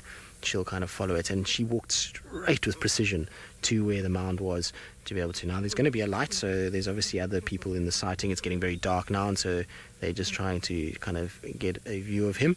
So I do apologize if you do see a light. They're trying to be as kind of discreet as possible in order to not ruin things for us, which is fine. Hello, boy. Oh, isn't that magnificent? It's kind of just sitting in this marula right next to us, kind of posing as well as you could ever ask for. Now there's some Franklin's alarm calling. I wonder if that's not Tundi, because that's in the direction she ran, so it could very well be her. Oh, he is a magnificent animal. Look at the size of that dewlap. When you see his dewlap like that, you realize how far Hosana still has to go until he's got the same size neck and shoulders. I mean, you can see how that skin is hanging even past his chin. Huge big muscles that are attached to just below the ears there. You can actually see that muscle bulging, and then those big kind of heavy set shoulders and head that are really kind of a long way ahead of where Hosana is at this stage. I mean, Hosana's catching and is getting there, but still a long way to go until he is the same size as Dad. There you go. He's going to come back down again. Crisis averted. Hyenas are gone, and here he comes. Hello, boy. Oh, I've absolutely loved this afternoon. It's been very special. First prize I was thinking was Hosana, just because, well, I mean, I've spent so much time with that cat last year that I was really looking forward to seeing him. But I will always take my favorite leopardess and Tingana in one sighting with hyenas. There's definitely better than I could have even asked for. So I was going to be happy with just one leopard, but to get 2 and hyenas in the same place is absolutely awesome. Right, we're going to try and follow him a little bit further, see if he takes us to Tundi once again. While we do that, though, let's get you back to Sydney and the Nkuhuma Pride, and hopefully they're going to start moving and go on the hunt. You can see that the Nkuhumas are now on the move. All I'm seeing from here where I am is just the tip of their tails heading towards the bushes, and 2 of them are just watching these other ones who are now slowly moving. One of them is on a very concentrating position. You can see that one of them stopped and tried to listen.